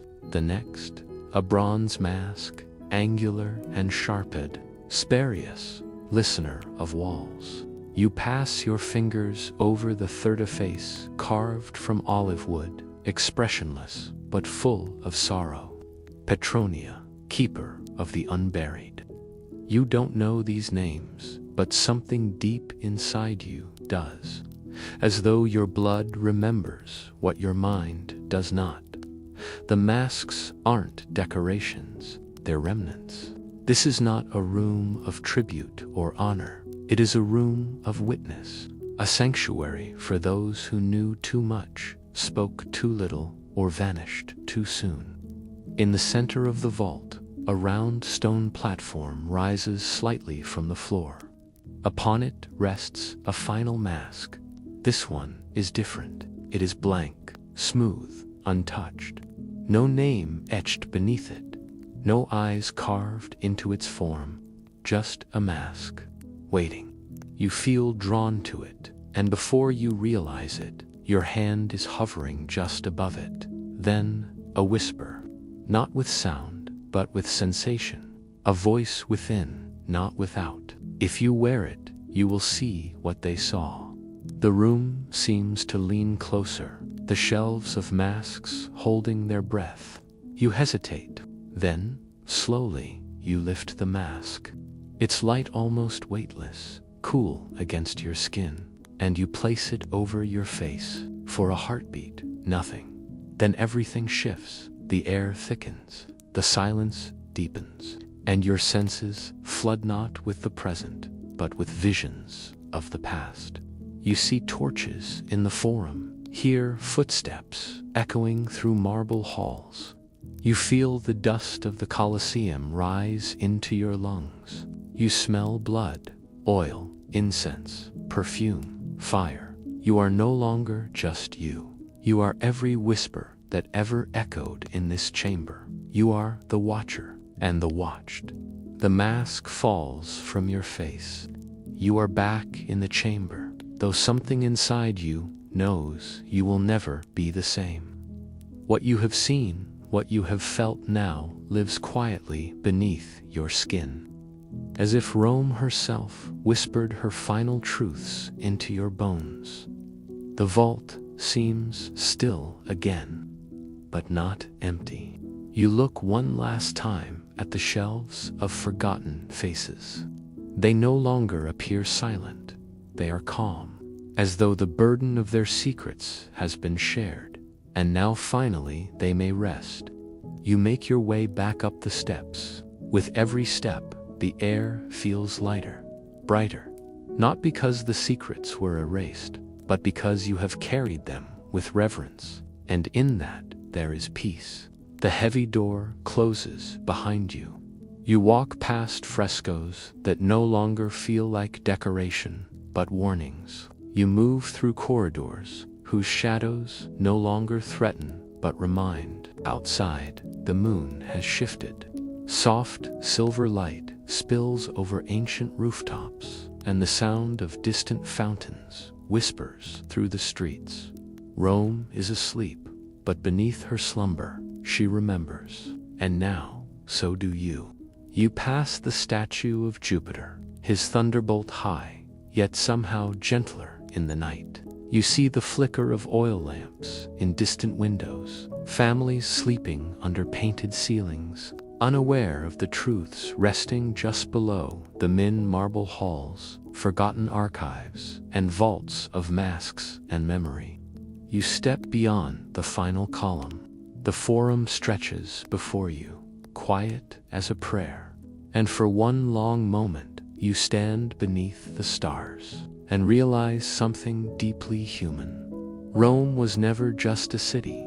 It was a dream, dreamed by millions. A river of stories, and you just for one night became part of its current. You turn, ready to leave, but something in your heart whispers, the stories never end. They merely wait to be heard again by someone willing to listen. We hope this journey into the forgotten corridors of ancient Rome brought you wonder, curiosity, and a gentle peace for the night. If you enjoyed this story, we warmly invite you to subscribe to Story Vault, where history sleeps beneath every stone, and secrets wait in the shadows. Good night, and remember, every ruin has a heartbeat. You just have to listen.